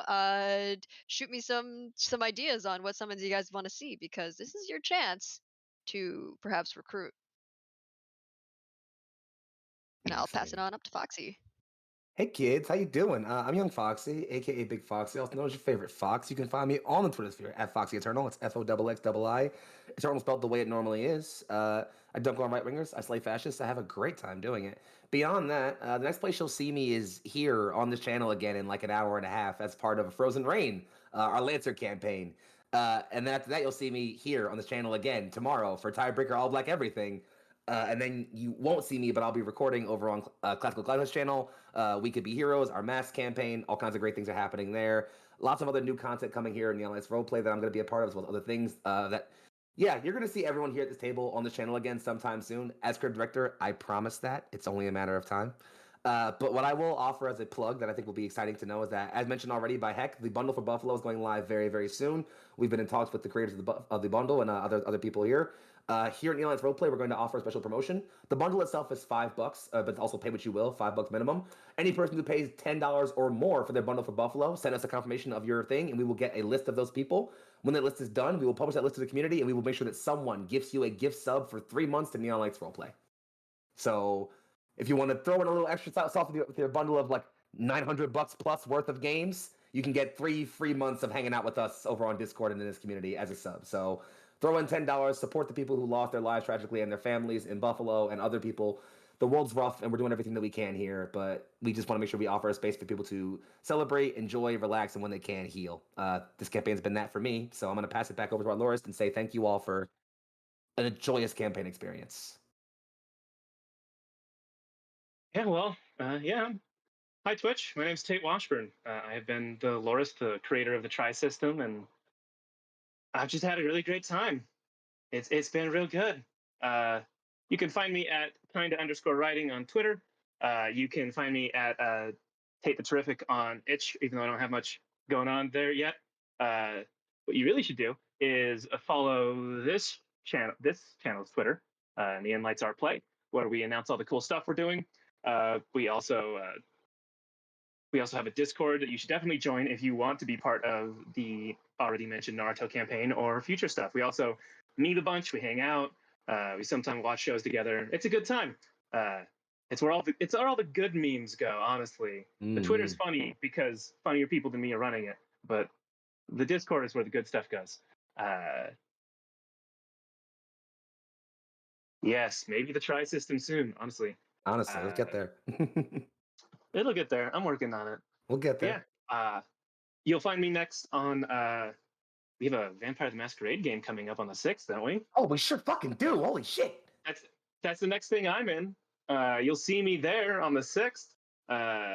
Still confirming exact times, but that'll be in the afternoon. And yeah.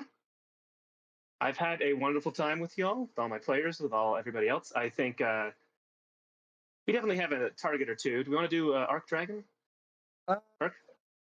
Yeah, let's hit Arc up. Why not? Absolutely. Yeah, we're throwing right over to Arc. So yeah, Loves, we're throwing right over to Arc's Dragon Breath, who's hanging out, doing some just chatting with the Loves. Looking good as always. Love that gorgeous face of his. So please stick around for the raid. Don't go anywhere. Show him all the love you showed all of us. Please, as always, take care of yourselves. Message.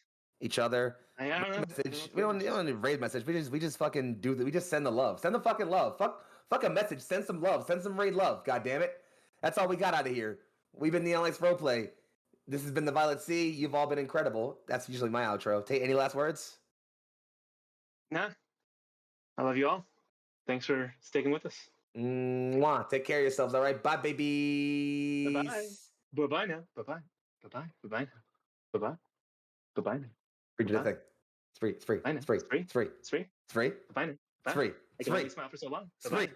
It's free. Bye. Bye now. Bye. Bye now. Definitely. Just flip. Bye.